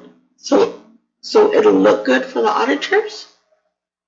Because I know at one time the practice was putting it on the books and taking it away. So I just want to know That's one if of the that's slides. continuing. No, that's one of the slides that was in that presentation. And so what was happening there is it was kind of, it wasn't reporting it as well as it should have been. And so when Baddow and Associates came in, they said, look, if you don't establish these advances that truly put that value of the borrowing on your books, we will put in our audit report that you are misrepresenting your financial documents. And that was not at all something we're going to have happen. And so having them kind of talk us through that process, having Eric Frost here for 6 months last year to help with that process, we figured out the best way to represent the true nature of the city's finances, because then it makes it easier for everyone to understand where we are and where to go from here. Yeah. And so that's finally happened, where you can look at the books and say, yeah, you know what? That $17 million McDermott owed the general fund was never going to be paid. And when you reflect that appropriately, we can't continue to say, yeah, that's an asset when it really isn't. And so all of that cleanup happened this last year, and that other presentation goes through that whole process to show you how that cleanup happened. Yeah, I would like to see that. Okay. And yeah, when we get to item 13, let's go through that. Does it also show that we're receiving anything back from the McDermott? Because it's being leased, is that correct? It is being leased. So whatever we're getting back or whatever's being paid out, does that go won't back? be in that audit report because that didn't start until the 18 year. And so the audit that I'm reading from is the one that was the 16-17 year. The new audit they're doing is from July 17 to June 2018. That's when we're going through the process. So you're about 6 to 8 months behind the end of the year, then you're talking a full year before that. So we're a little delayed in that process just because of the nature of getting the audits done. And then we're preparing the budget for 19-20 right now. That should be. We're in the 18-19 year, and then the audit we do next year is for 18-19. Number 2 was non-compliance with laws, regulations, contracts, and grants. This ties in that same situation where we had borrowed funds from grants that were not eligible for lending to other funds. And we're in discussions with different state agencies right now trying to rectify those actions. Number 3 was... And these were grants that were received, right? Yes, from housing Because, yeah, the thing is that the population of Lindsay thinks that grants are free. And I know some are, but most of them we have to pay back. Is that correct? When the grant comes, when you use it appropriately, you don't have to pay it back.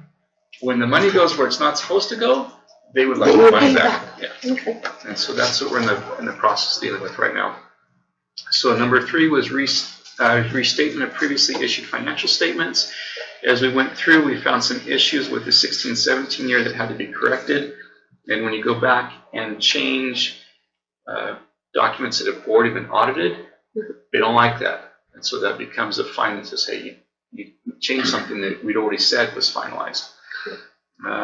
Number 4 was record keeping of capital assets. We had a computer system that maintained a log of all of our capital assets. That was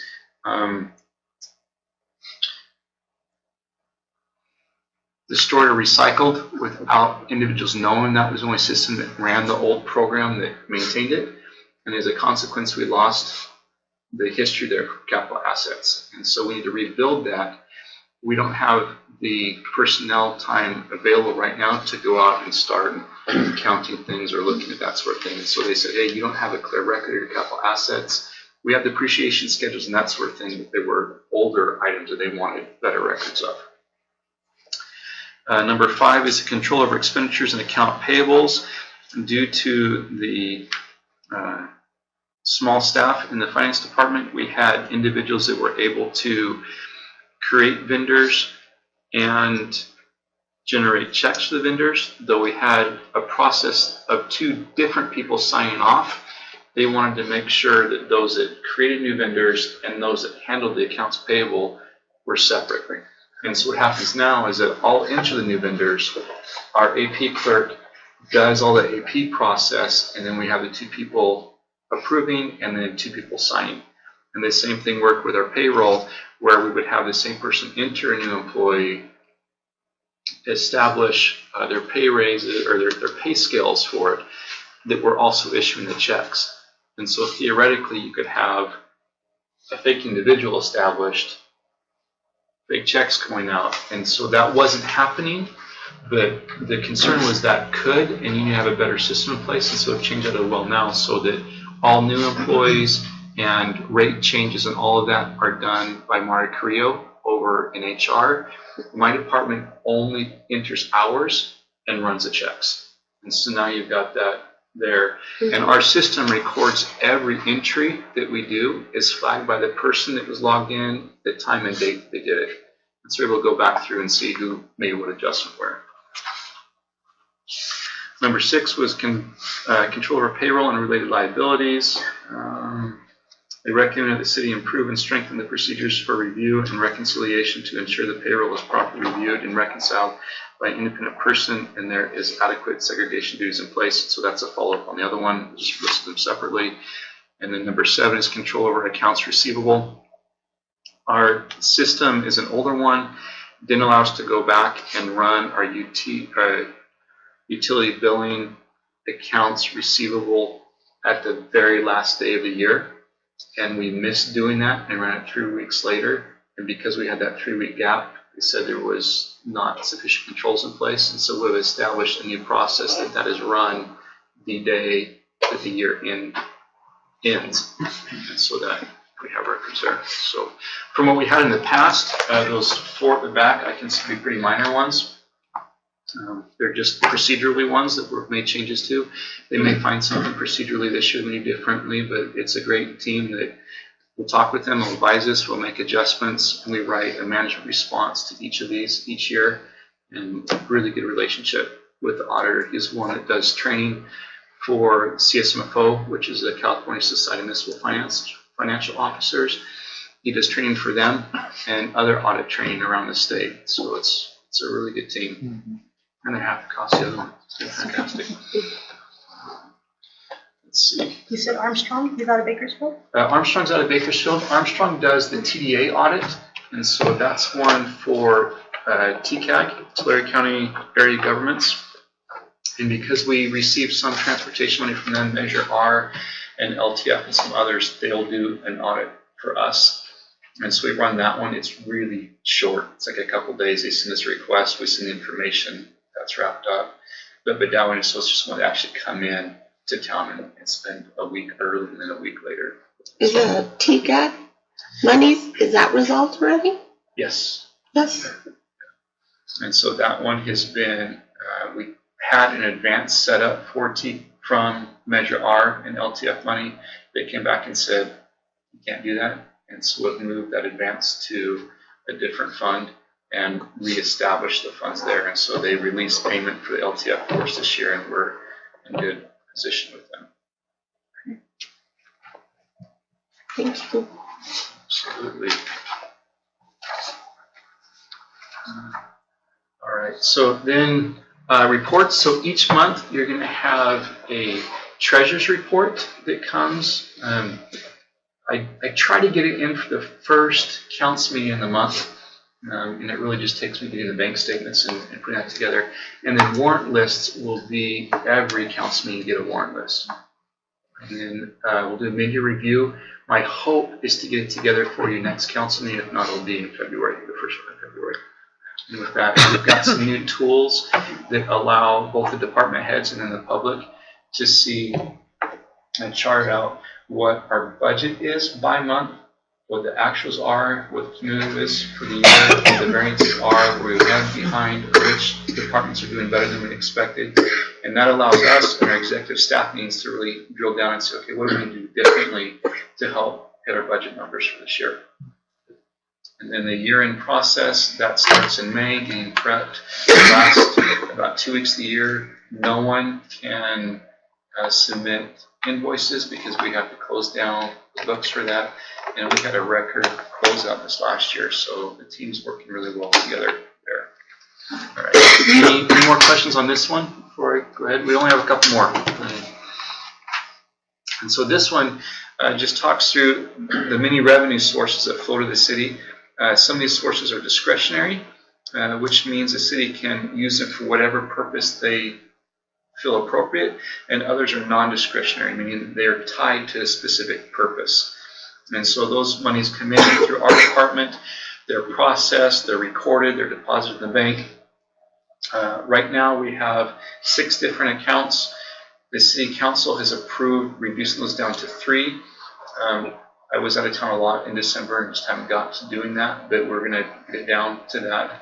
The bank recs are getting done quickly. Things are in such better shape than they used to be.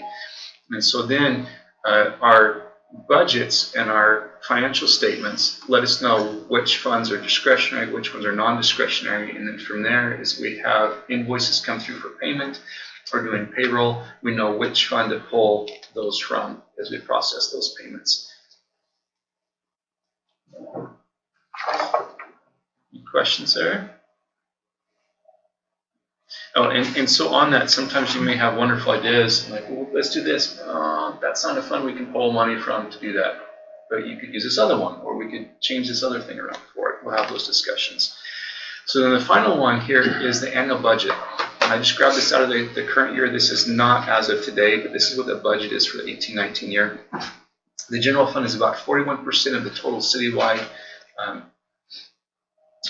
economy there for the city. We have committed funds that are 9%, restricted funds that are 10%, enterprise funds that total 39%, and then special funds that are just at 1%. And down the left there, you can see that, or down the right, you can see the different purposes where general fund is really covering safety, public works, finance, administration, everything that everyone has a right to.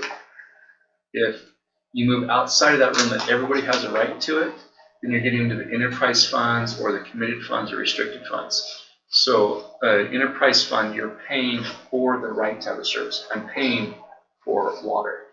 There are new rules that have come out this last year that by to the end of 19 or first part of 20, we have to change how we do late penalties and water shutoffs.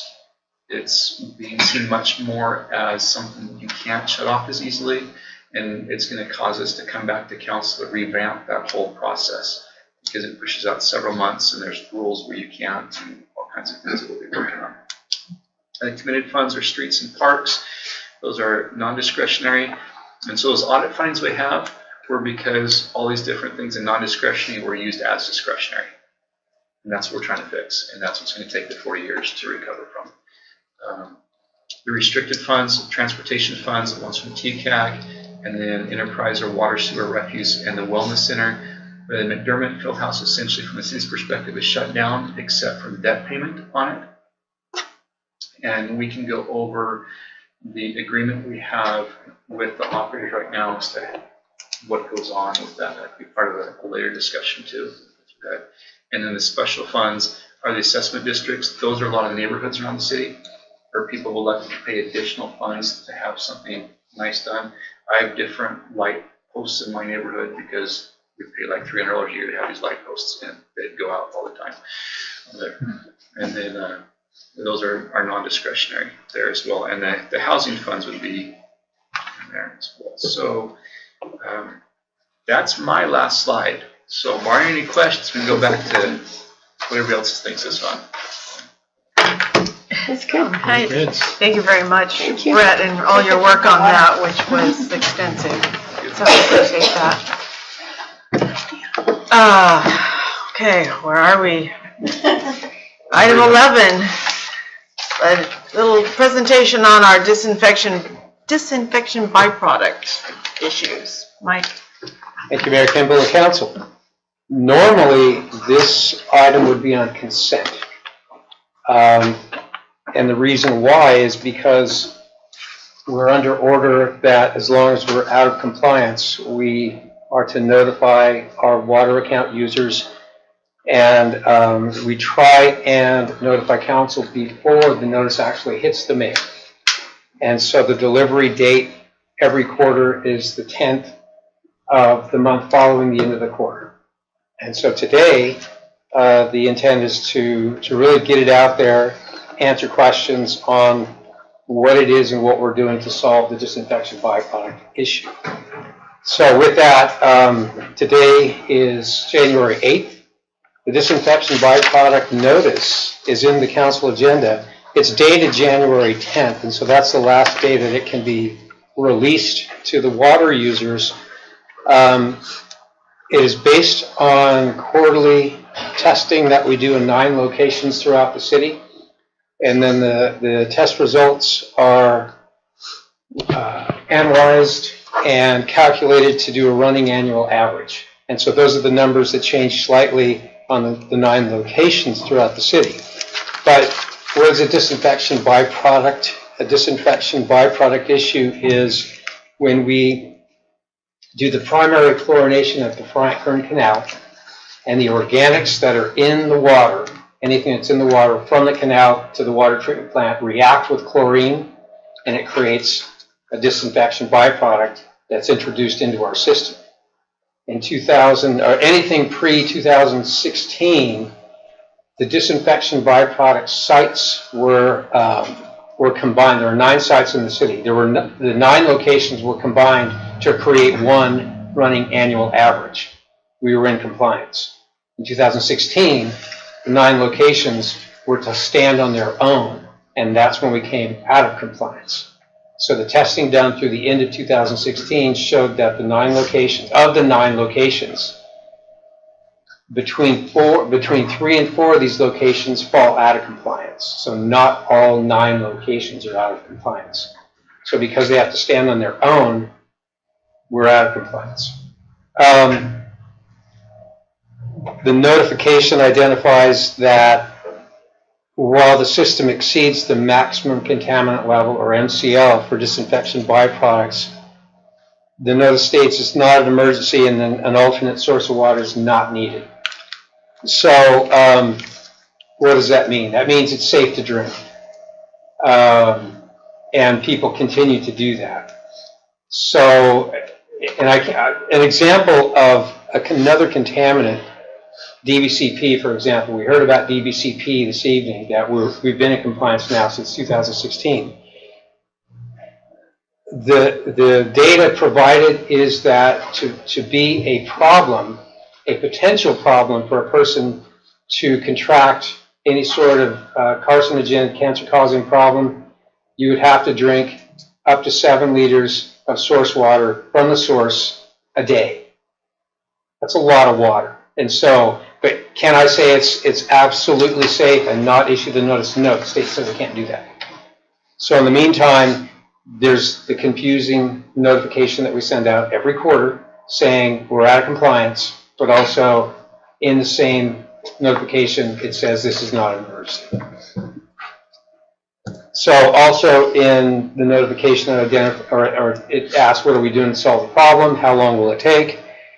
What we've been doing for the last 2 years is working with consultants to identify what the initial problem was, chlorination at the canal, contact time from the canal to the water treatment plant. What are the solutions? The solutions that were found in an initial study was relocate the primary chlorination to the water treatment plant, reduce that contact time. That's one option.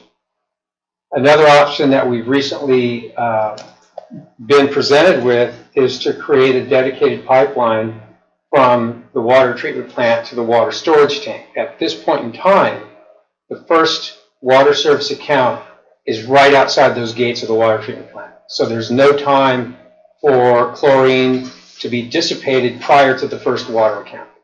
If we were to look at installing a pipeline from the water treatment plant to the actual water tank, it's over 5,000 feet where we would have no water services. The chlorine can do its job, reach the tank, dissipate, and get into the system. So we have 2 options that were presented. One of the paths we took early on was exploring something called liquid ozone. Liquid ozone is a disinfectant. It does not leave residual or byproduct. It was a very, very exciting opportunity for us. The issue, though, is it's a new treatment process. And when we were talking to the manufacturer and the distributor, he had not received FDA approval. So we waited for a while for him to receive FDA approval. It didn't happen. We had to backtrack and look at conventional methods to treat the disinfection byproduct issue. A big issue as well as the disinfection byproduct issue initially is how do we fund fixing this problem?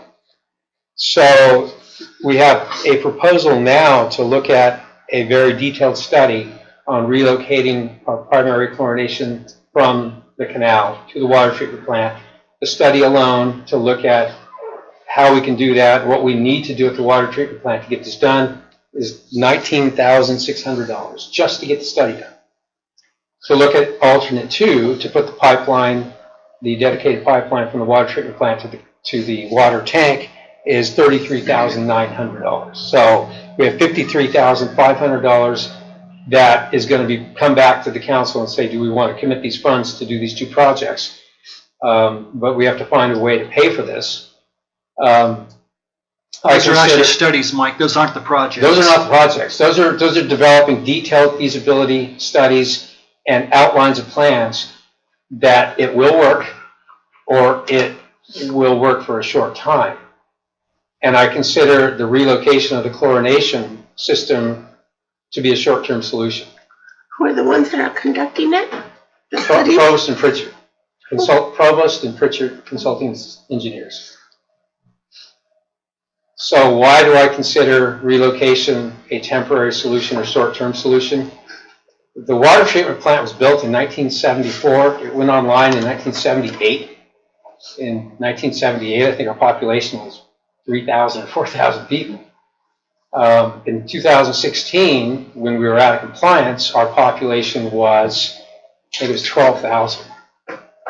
In 2019, if we were to move forward with the chlorination relocation, we have a service territory population of about 15,000 people.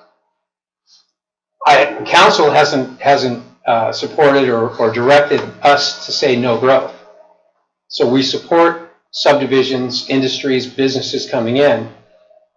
Subdivisions, industries, and businesses need water to operate. And so I agree with the consultants that relocation is a very good short-term and least expensive solution to solve the problem. But the long-term solution, I think, is we're still going to have to cross that bridge. So in the budget, what we've identified in our capital improvement program is a disinfection byproduct solution, and I believe the number is $350,000 that was identified. But it's a question of either having that money or being able to save that amount of money in the Water Enterprise Fund so we can commit to doing a project once we identify or once council approves the 2 feasibility studies that need to be done. So that's our disinfection byproduct issue and proposed solutions in a nutshell. And with that, I'd be happy to answer questions. So do you have a pretty good feeling about the benefits of extending the pipeline from the water treatment plant to the tank is probably our better long-term solution? Funding for that, I mean, the cost is in the millions. Yeah, I think realistically, it's probably going to exceed $1 million. Okay. Between $1 million and $1.5 million. Yeah. Do we have the availability of grants, maybe through this new Health or Safe Drinking Water Act or whatever that was passed? The answer is yes. There's opportunity to submit applications for grant funding. Mm-hmm. But with the application, we also have to say, here's the technical backup on what we're asking for. So that's where the feasibility study, the detailed feasibility study comes in saying, it will work. The cost estimate to run a dedicated pipeline is this. Mm-hmm. And then we do our other application process of disadvantaged community, serving so many citizens. Right. We stand a pretty good chance if the funding is there. Right. The other option that we can always pursue is what's called the state revolving fund, where we submit a similar application. The difference between that and state revolving fund, the state revolving fund could be a grant or a loan. And that's the issue is, are we in a position to borrow $1 million to $2 million and to be able to pay back? State revolving fund loans have requirements that, okay, we're going to give you the loan, and it's going to be X amount of dollars. But they'll do their research that we have to meet certain monthly water bill requirements. If we're not collecting X amount of water based on our current water rates, the answer is no, we're not going to loan you money. What are your thoughts about requesting the universities that have courses in that to come over here and do their own studies? It wouldn't cost us anything. And it's fresh minds, young students. I think that'd be a great opportunity. The issue is the state, though, has put a time frame on us to solve this problem. And so we're running up against the time frame that as long as we're showing qualified effort. So we have consultants with extensive background in water contamination issues. And so we have about a year to get a study done that says, here's what we think will solve the problem. Can that be something you can start doing in the future? That way, I mean... The people who do the studies need to be certified to do so, engineering stamp and so forth. They can come down and do an academic study, but it may not help us in any way. We might learn something, but it may not help us as far as a submission to the state. That's what it's all about. It's about learning different ways of making our water drinkable. Right. You know? And it doesn't cost you anything. Dealing with the different consultants I deal with for the last 15 years, it's very nice and refreshing to have to work with some of the staff that's fresh out of college and fresh in the work world.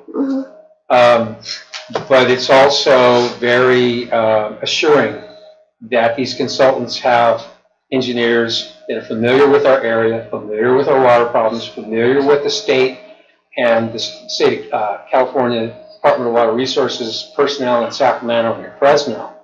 And so they know that, yes, this is a path that would bear fruit for us. Or if it's a fresh and new idea, which biological treatment is, and that's something we're always pursuing, like liquid ozone. I think it's a great idea. It's just not FDA approved. We'd love to use it. There has to be a reason for that. So we're always on the lookout for new options. Absolutely. Thank you, Mike. And you said short term. What's short term? Like, how many years are we talking about? Are you talking 5 years, 10 years? Like what? I think that's a good answer, 5 to 10 years. And short term being based on, there's so many factors. If it rains a lot and we get 100% allocation from the Bureau of Reclamation for our contract to take water off the Franklin Canal, it could be that it's a 5-year fix because we want to maximize the water treatment plant whenever possible. If it's a bad year and we get 50% or less allocation on contract water, we have to rely on groundwater. That's really good. It's going to reduce our disinfection byproduct problem. However, it's going to create problems with reducing groundwater levels. And it's really opposite of what the Sustainable Groundwater Management Act wants us to do. And we need to confirm by a feasibility study that it's actually going to do what we think it's going to do. We need to confirm that. It's not 100% right now. That's the belief of the consultants we've worked with to this point. The next step is the feasibility study to see, is it truly feasible?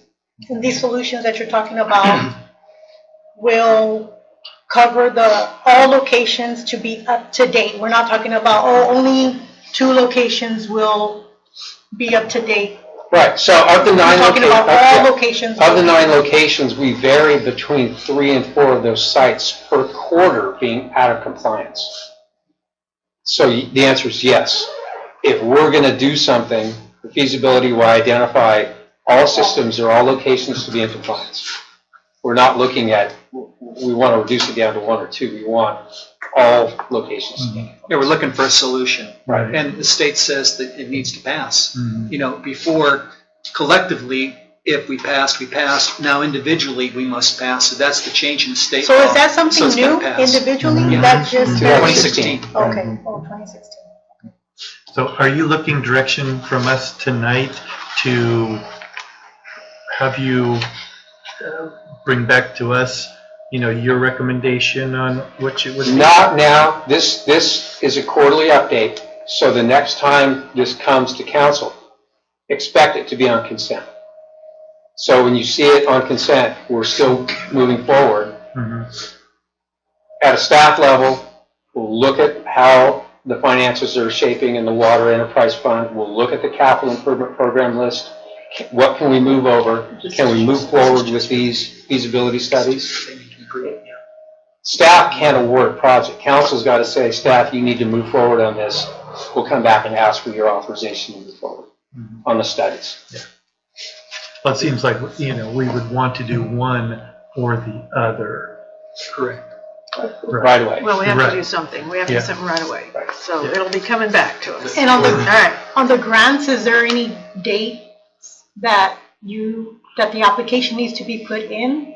I mean, because you said if there's the deadline, if you There are put it in cycles, your. yes, there are cycles. They're typically 2 to 3 year cycles. I'm not aware of one right now. I think one is actually closing pretty quick. But we don't have something that says our study to identify exactly what we want to do and how much it's going to cost. So the study is the first step, really. Study is the first step. Yeah. But you do have an action item that would normally have been on consent calendar, and it's just approving the issuance of the DBP notice. Mike gave you a lot of background as to why we're doing this and what our plan is to address it. And so we're asking that council would authorize us via minute order to release this DBP notice. It doesn't say it's an action item, so. DBP, disinfection bypass. No, I know, but I thought you said we didn't have that. Or it had gone lower. DBCP. Oh. You can't even keep it straight. There's a lot of acronyms, I'm sorry. Okay. All right, so this would ordinarily have been on consent, but we need a motion to approve at this point the issuance of the letter to the water. Oh, I have one more question. On the letter that's being released, is that for everybody in Lindsay, or is it just for the ones that are not in compliance? All water accounts. All water. English and Spanish? There's a heading at the front in Spanish that says if you have any questions, you can contact my office. So the entire notice is not in Spanish, but right after the heading. It's not even in English, to tell you. It's So there are it tells us what to send out, and who knows how to. It's in engineering. Yeah. No, I know that we've made some improvements to it, you know, based off that, you know, the language barrier, and then that little, those few sentences were answered, which is fine. I think, you know, if somebody is very interested, they'll call and they'll find out. However, if in the future we need to send it out again, I would just suggest if we could just add that following heading where it says City of Lindsay has levels of the DBP above drinking water standards. If that could also be translated, because at least that'll give a little bit more information, and maybe they won't even have to call if they're even calling. They may not even call because they're so used to getting it and knowing that, you know. Yeah. We can't understand the rest of it. I think that's completely doable. The template was provided and approved by the state. I don't think they would have any issue with that, but that's my only warning, is we have to run it by Fresno DWR. I don't expect them to say no. Thank you. All right, thank you, Mike. Our next item is an action item. Oh, wait. I'm sorry, we didn't. All right, motion. I would entertain a motion to approve. So moved. Second. And moved and seconded, all in favor say aye. Aye. Anyone opposed? All right. And now on to item 12. We need to award a contract, if we can, for a test well. Thank you, Mayor Kimball. So we'll bring up Exhibit 2. My apologies, this was not the exhibit he's going to show, was listed in the staff report, and somehow I missed including it in the one posted online. the staff report's there, but the exhibit itself was not attached to it. That was my error. I think there's a printout. And that's why we all got this. All right. Yeah.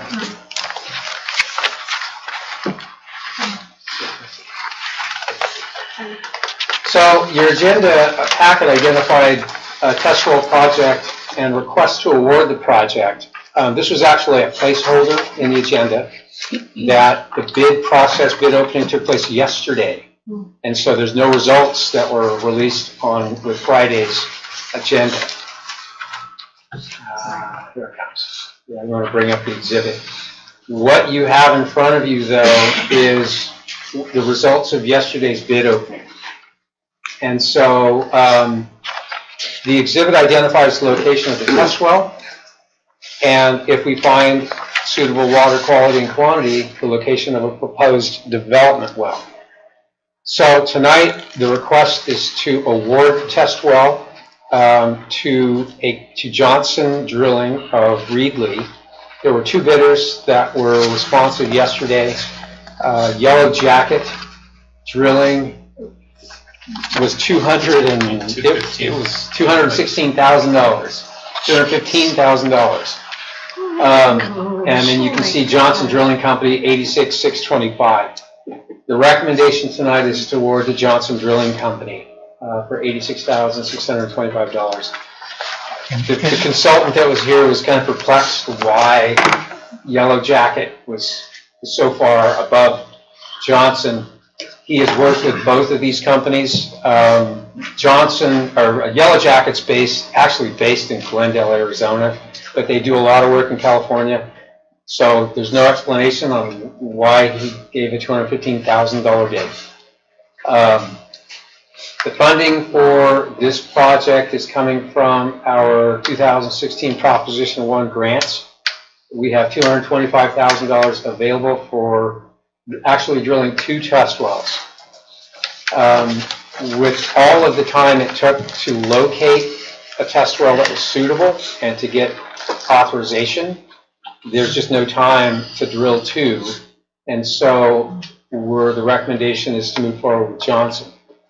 While the 225 funding that was identified in Proposition 1, we still have the consultant figures to do the assembly of the test well specifications and exhibits, and then there will be some money associated with water quality testing, and then consultant inspections, and then review of work in process, and then a final recommendation once we get past water quality testing. So with that, I'd be happy to answer any questions. Is there any restrictions on change orders to where this 86 will go all the way up to 215? Restrictions on change orders are by percentage and have to have an authorization to move forward. So restrictions, the answer is yes, but if we run into an unknown feature in a construction project, we review it with city engineer or consultant, bring it to council if necessary. Anything under 10%, we have staff level authorization. From 10 to 25, we have city manager authorization. Anything above 25 comes to council. So it could be less than 10%, 10 times. No, it's aggregate. Okay. Sorry, I interrupted you. We've implemented as many procedures as we possibly can to keep the process honest. We know that there have been issues with change orders in the past, sometimes logical, sometimes not logical, and we talk to council a lot. Mm-hmm. And you'll find that as you're there. We want to make sure you guys are in the loop on this because we work for you. Mm-hmm. So if this location proves positive, it will just convert from a test well to a permanent. In a sense. So if you look at the exhibit, there's some requirements by state water that says you have to be a certain distance away from a test well if you're going to go with a production well. And so this distance identified 70 feet. But in proximity, yes, in close proximity. Right. Well, I was looking here, the charge for the abandonment of the test well. I just thought, why, if it's positive, why would we need to abandon it? There's certain health permit requirements on abandoning any well, test well. Very good. So if we need to put a well in that site, is that going to eliminate that little one hole, you know? No, thing? no, the answer is no. This is north of the chain link fence that separates the city park from the soccer complex, the sports complex. Oh, Okay, nice. Okay. well, good job. We hope Good we luck, find we'll something. see what happens. And we have pulled teeth looking at alternate sites. I know you We have. worked really hard on And that. it's been really hard to find a site. So we'll hope that this one finds good water. Do you need a, I do need We do an authorization and approval. However, as identified in the staff memo, we still have to get final state authorization on the bid that was submitted. I expect to have that by Friday at the latest. And if there's any issues, we'll bring it back to council. But award contingent on state approval as well. Okay, I would entertain a motion for what Mike just said. Award contingent on state approval. And do we need a roll call vote on that? Yes. Yes, okay. So, Mayor, anyone want to I make believe that your- motion? Your motion needs to indicate the winning bid of Johnson Jones. What Brett said. Okay. If anyone wants to say so moved. so moved? Second. Okay, moved by Watson, seconded by Cortez. Would the clerk please take roll? All right, Councilmember Watson, Aye. Mayor Pro Tem Cortez, Aye. Councilmember Flores, Aye. Councilmember Sanchez, Aye. and Mayor Kimball. Aye. Motion carries. Thank you. Our final item is to see if any council members have a request for future agenda items. Requests may be made, but require a vote and support by a majority to qualify for a future agenda. Does Councilmember Flores want to request a rerun of that painful finance presentation that we had 6 months ago?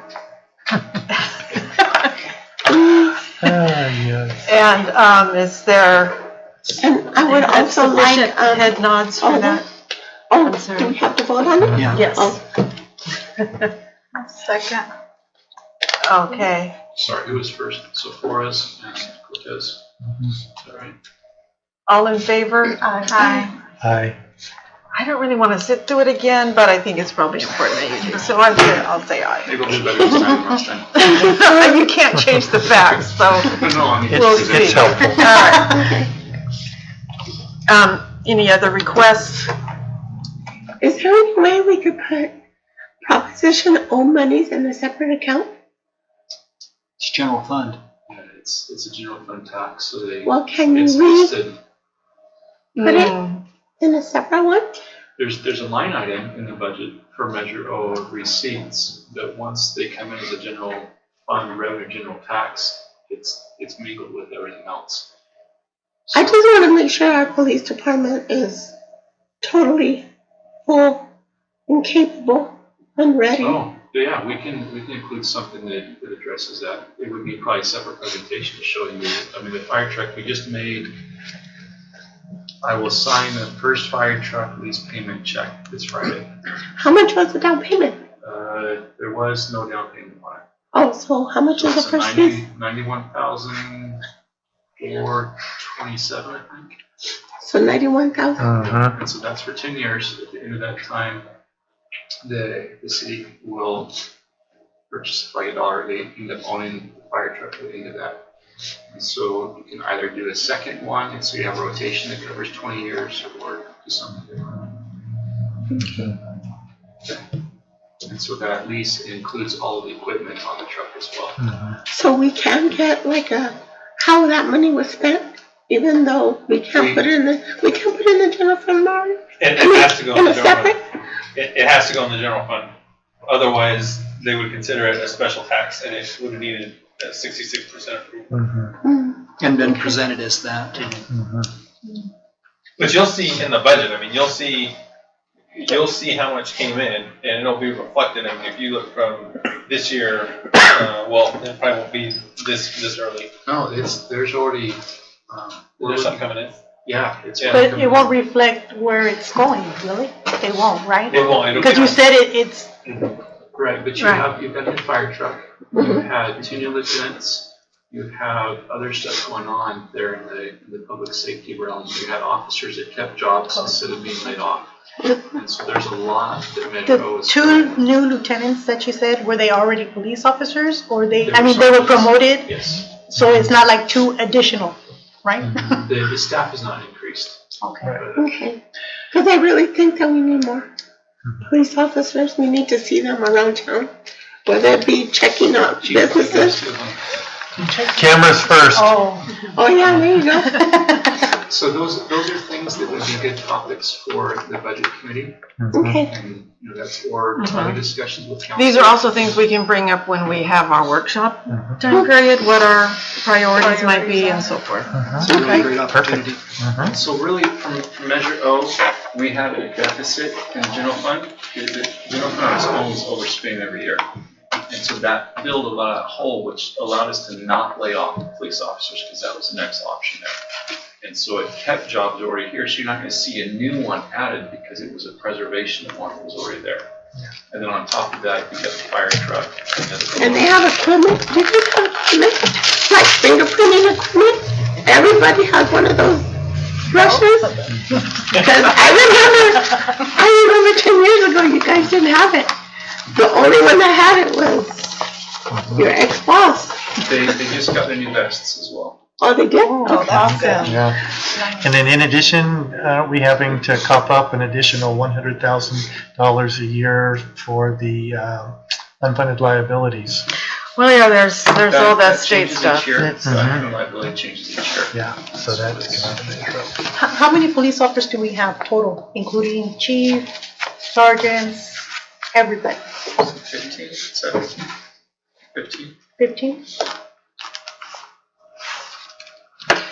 So, okay, we probably can't answer every question tonight, but I think we made a lot of progress. Yeah, good. In our meeting. It Very was a good good. meeting. Thank you, everyone, for your presentations and hard work. And with that, I would entertain a motion to adjourn.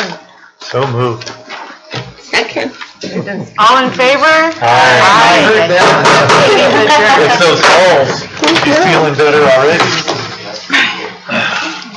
All right. Okay. Oh, my God.